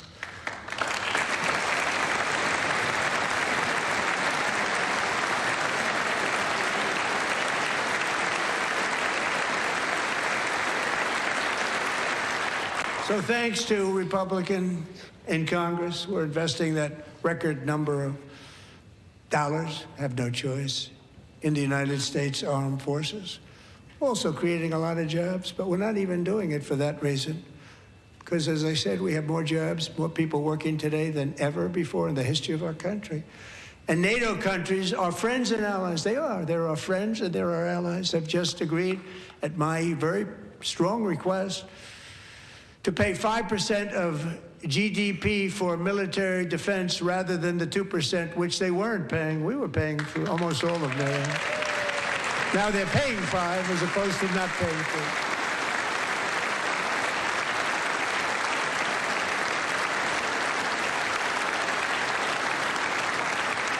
2. And getting that 5% was something which everyone said would never be done, could not happen. We got it really easily with one meeting. And big difference between 2% that's not paid. We were paying the freight of many of them. Very few were paid up. Now 5%, then they're paid. And everything we send over to Ukraine is sent through NATO, and they pay us in full. They pay us totally in full. Every branch of our armed forces is setting records for recruitment. This is so exciting. And every service member recently.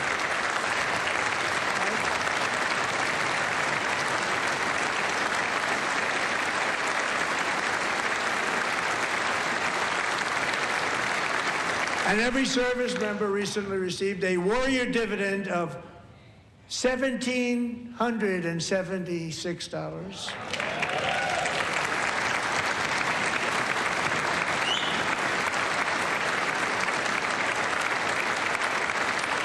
You know, they put it on my desk. We got the money from tariffs and other things, a lot of money we have. We have much more money than people understand. Have to rebuild that program a little bit, but it won't take long. But we got the money, and it was $1,775, and they wanted my approval. And I said, what's the number? $1,775. I said, wait a minute, for one more dollar, we can have $1,776. It's going to... I said, we're going to figure that. I never asked anybody if we could afford it. One more dollar, I said $1,776. And I said, that's good. And I'll tell you what, our military, that was 4 months ago, our military, I never see a person in the military that doesn't thank me for it, so we're honored to do it. They deserve it. And we call it 1776. It was great. And we love our military. We love our law enforcement. We love our firemen. You know, the firemen don't get mentioned enough. We love our firemen. We're also...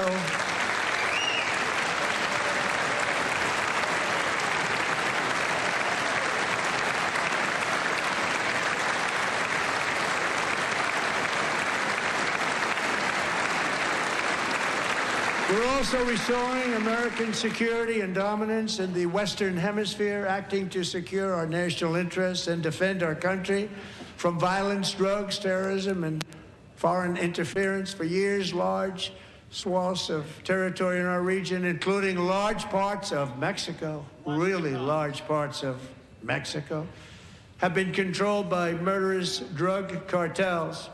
That's why I designated these cartels as foreign terrorist organizations, and I declared illicit fentanyl as a weapon of mass destruction.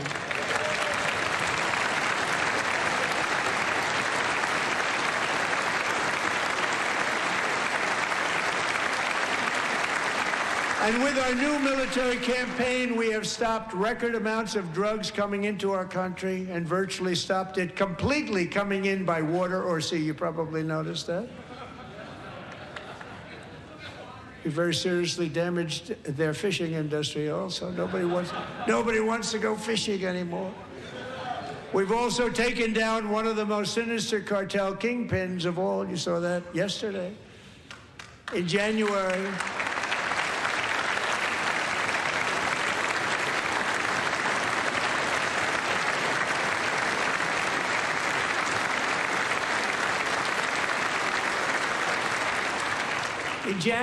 elite American warriors carried out one of the most complex, spectacular feats of military competence and power in world history. No one's seen anything like it. Foreign leaders, I won't tell you who, called me and they said, very impressive, very impressive. They couldn't believe, they all watched, they saw what happened. This is a different fighting force than we had years ago when we fought to tie. You know, it's a great fighting force. I'm so proud of it. Look at Space Force. Space Force is my baby, because we did that. My baby is becoming so important.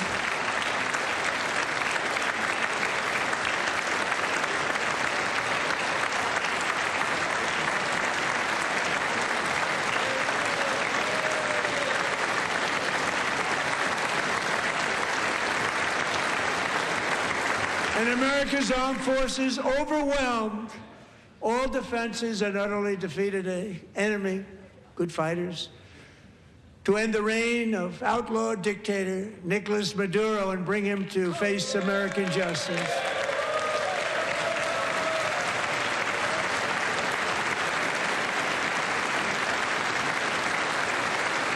And this was an absolutely colossal victory for the security of the United States, and it also opens up a bright new beginning for the people of Venezuela. We're working closely with the new president of Venezuela, Delcy Rodriguez, to unleash extraordinary economic gains for both of our countries and to bring new hope to those who have suffered so terribly. They really did suffer. With us tonight is Alejandro Gonzalez. She grew up in a tight-knit Venezuelan family and was especially close to her beloved Uncle Enrique, But after Enrique ran for office and opposed Maduro, he was kidnapped by Maduro's security forces and thrown into the regime's really infamous prison in Caracas. Alejandro feared she would never see her uncle again. She feared for her own life also. But since the raid, we have worked with the new leadership, and they have ordered the closure of that vile prison and released hundreds of political prisoners already, with more to come. Alejandro, I'm pleased to inform you that not only has your uncle been released, but he is here tonight. We brought him over to celebrate his freedom with you in person. Enrique, please come down.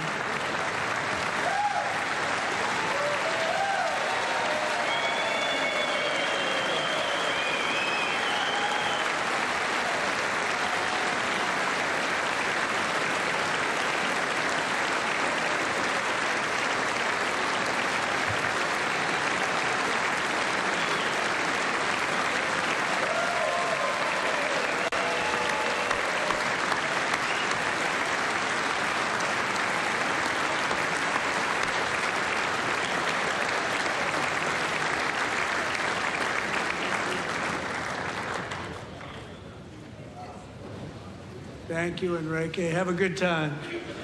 Nice to have you back, Enrique. There were many heroes on that January raid to capture Maduro. Really great heroes. It was very dangerous. They knew we were coming. They were all set. But the deeds of one warrior that night will live forever in the eternal chronicles of military valor. Chief Warrant Officer 5, Eric Slover, planned the mission and was the flight lead in the cockpit of the first helicopter. A big, beautiful, powerful helicopter. It was a massive Chinook carrying, as you can imagine, many, many American warfighters. Wearing the dog tags, his wife Amy had blessed with holy water before he left. She knew it was going to be a rough one. Eric steered the Chinook under the cover of night and descended swiftly upon Maduro's heavily protected military fortress. This was a major military installation, protected by thousands of soldiers and guarded by Russian and Chinese military technology. How did that work out? Not too good. While preparing to land, enemy machine guns fired from every angle, and Eric was hit very badly in the leg and hip, one bullet after another. He absorbed 4 agonizing shots, shredding his leg into numerous pieces. And yet, despite the fact that the use of his legs was vital to successful helicopter flight, legs are the most important part of flying a helicopter, to deliver the many commandos who would capture and detain Maduro was the only thing Eric was thinking about. Then, even as he was gushing blood, which was flowing back down the aisle, helicopter lands at a steep angle. The machine guns stood right in front of him. They were right in front of him, 2 machine gunners who escaped the wrath of the previous planes. Eric maneuvered his helicopter with all of those lives and souls to face the enemy and let his gunners eliminate the threat. Turned the helicopter around so the gunners could take care of business, saving the lives of his fellow warriors from what could have been a catastrophic crash deep in enemy territory. Only after safely landing the helicopter with all the warriors aboard in the exact right spot, which was vital to the mission. We probably would have had to maybe cancel the mission if that didn't happen. Eric told his co-pilot, also wounded, but not as gravely, to take over. I'm about ready to pass out. The success of the entire mission and the lives of his fellow warriors hinge on Eric's ability to take the searing pain. It was unbelievable what's happened to his legs of the bullets and keep on flying and landing, and people knew what was happening. Everybody in the back of the helicopter knew because they saw the blood pouring down the aisle. Chief Warrant Officer Slover is still recovering from his serious wounds, but I'm thrilled to say that he is here tonight with his wife, Amy, Eric, and Amy. Come on in.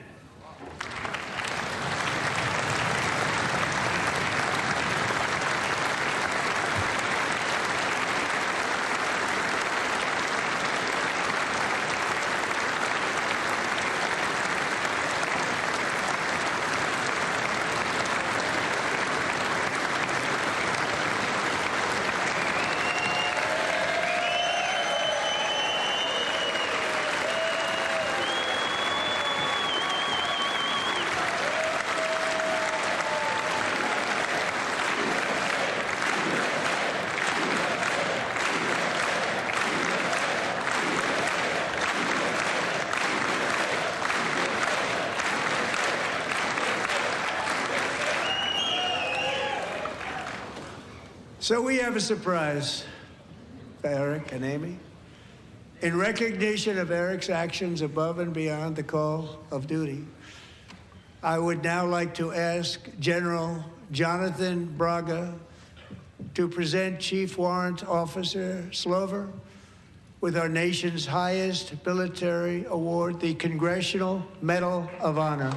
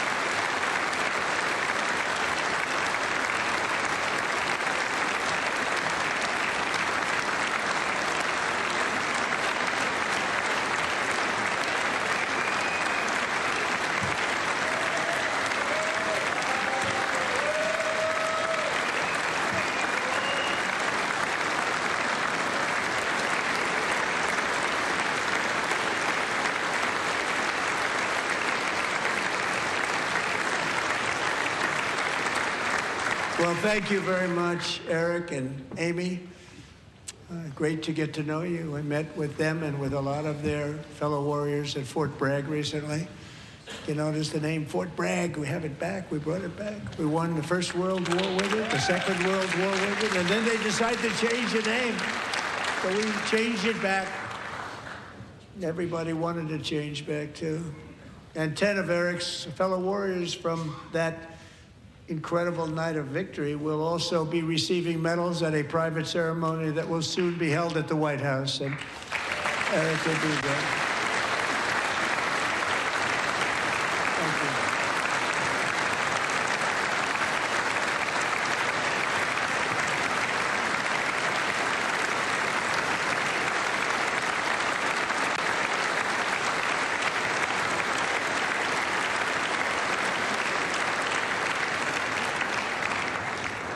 Thank you, Eric. That's a big one. Tonight we've celebrated many truly extraordinary American patriots, but there is one last living legend to honor before we go. He is one more heroic American aviator, Navy fighter pilot. Royce Williams served in World War II, Korea, Vietnam, flying more than 220 missions. In the skies over Korea in 1952, Royce was in the dogfight of a lifetime, legendary dogfight. Flying through blizzard conditions, his squadron was ambushed by 7 Soviet fighter planes. It was his first aerial combat of the war, and despite being massively outnumbered and outgunned, Royce led the takedown of 4 enemy jets and almost destroyed the others, vanquishing his adversaries while taking 263 bullets to his own plane and being seriously hurt. His story was secret for over 50 years. He didn't even want to tell his wife, but the legend grew and grew. But tonight, at 100 years old, this brave Navy captain is finally getting the recognition he deserves. He was a legend long before this evening. Royce, please stand up, and I will ask the First Lady of the United States to present Captain Royce Williams with his Congressional Medal of Honor.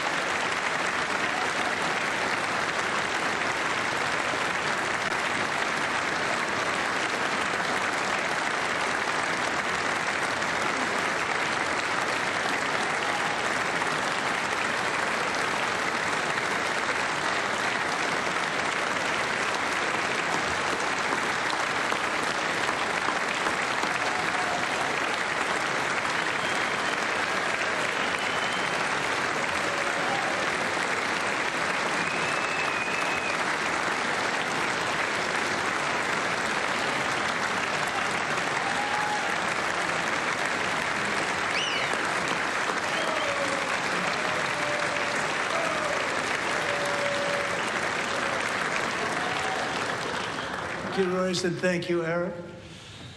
I've always wanted the Congressional Medal of Honor, but I was informed I'm not allowed to give it to myself, and I wouldn't know why I'd be taking it, but if they ever open up that law, I will be there with you someday.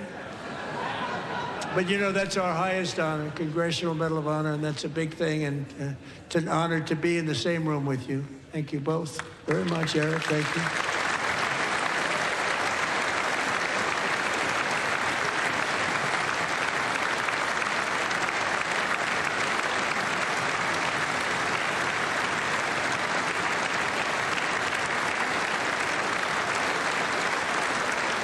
Thank you.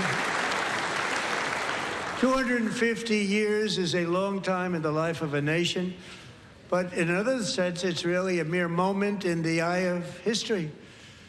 Two of the gentlemen we met in the gallery this evening took their first breaths 1 century ago, 100 years before that, on July 4th, 1826, the author of the Declaration of Independence, brilliant, Thomas Jefferson, drew his last breath.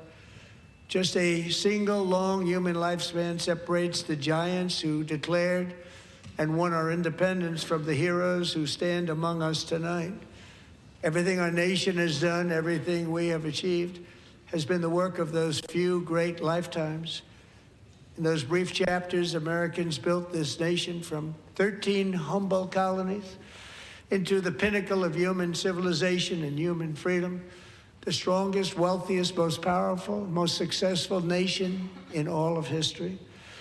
Americans ventured out across the daunting and dangerous continent. We carved paths through an unforgiving wilderness, settled a boundless frontier, and tamed the beautiful but very, very dangerous Wild West. From empty marshes and wide open plains, we raised up the world's greatest cities. Together, we mastered the world's mightiest industries and shattered history's monstrous tyrannies. And we liberated millions from the chains of fascism, communism, oppression, and terror. Americans lifted humanity into the skies on the wings of aluminum and steel And then we launched mankind into the stars on rockets powered by sheer American will and unyielding American pride. We wired the globe with our ingenuity. We captivated the planet with American culture. And now we are pioneering the next great American breakthroughs that will change the entire world. All of this and so much more is the enduring legacy, unmatched glory of the hardworking patriots who built and defended this country and who still carry the hopes and freedoms on all of humanity's backs. For years they were forgotten, betrayed, and cast aside, but that great betrayal is over and they will never be forgotten again, because when the world needs courage, daring, vision, and inspiration, it is still turning to America. And when God needs a nation to work his miracles, he knows exactly who to ask. There is no challenge Americans cannot overcome, no frontier too vast for us to conquer, no dream too bold for us to chase, no horizon too distant for us to claim. For our destiny is written by the hand of providence, and these first 250 years were just the beginning. From the rugged border towns of Texas to the heartland villages of Michigan, from the sun-kissed shores of Florida to the endless fields of the Dakotas, and from the historic streets of Philadelphia to right here in our nation's capital, Washington, D.C., the golden age of America is upon us. The revolution that began in 1776 has not ended. It still continues because the flame of liberty and independence still burns in the heart of every American patriot. And our future will be bigger, better, brighter, bolder, and more glorious than ever before. Thank you, God bless you, and God bless America.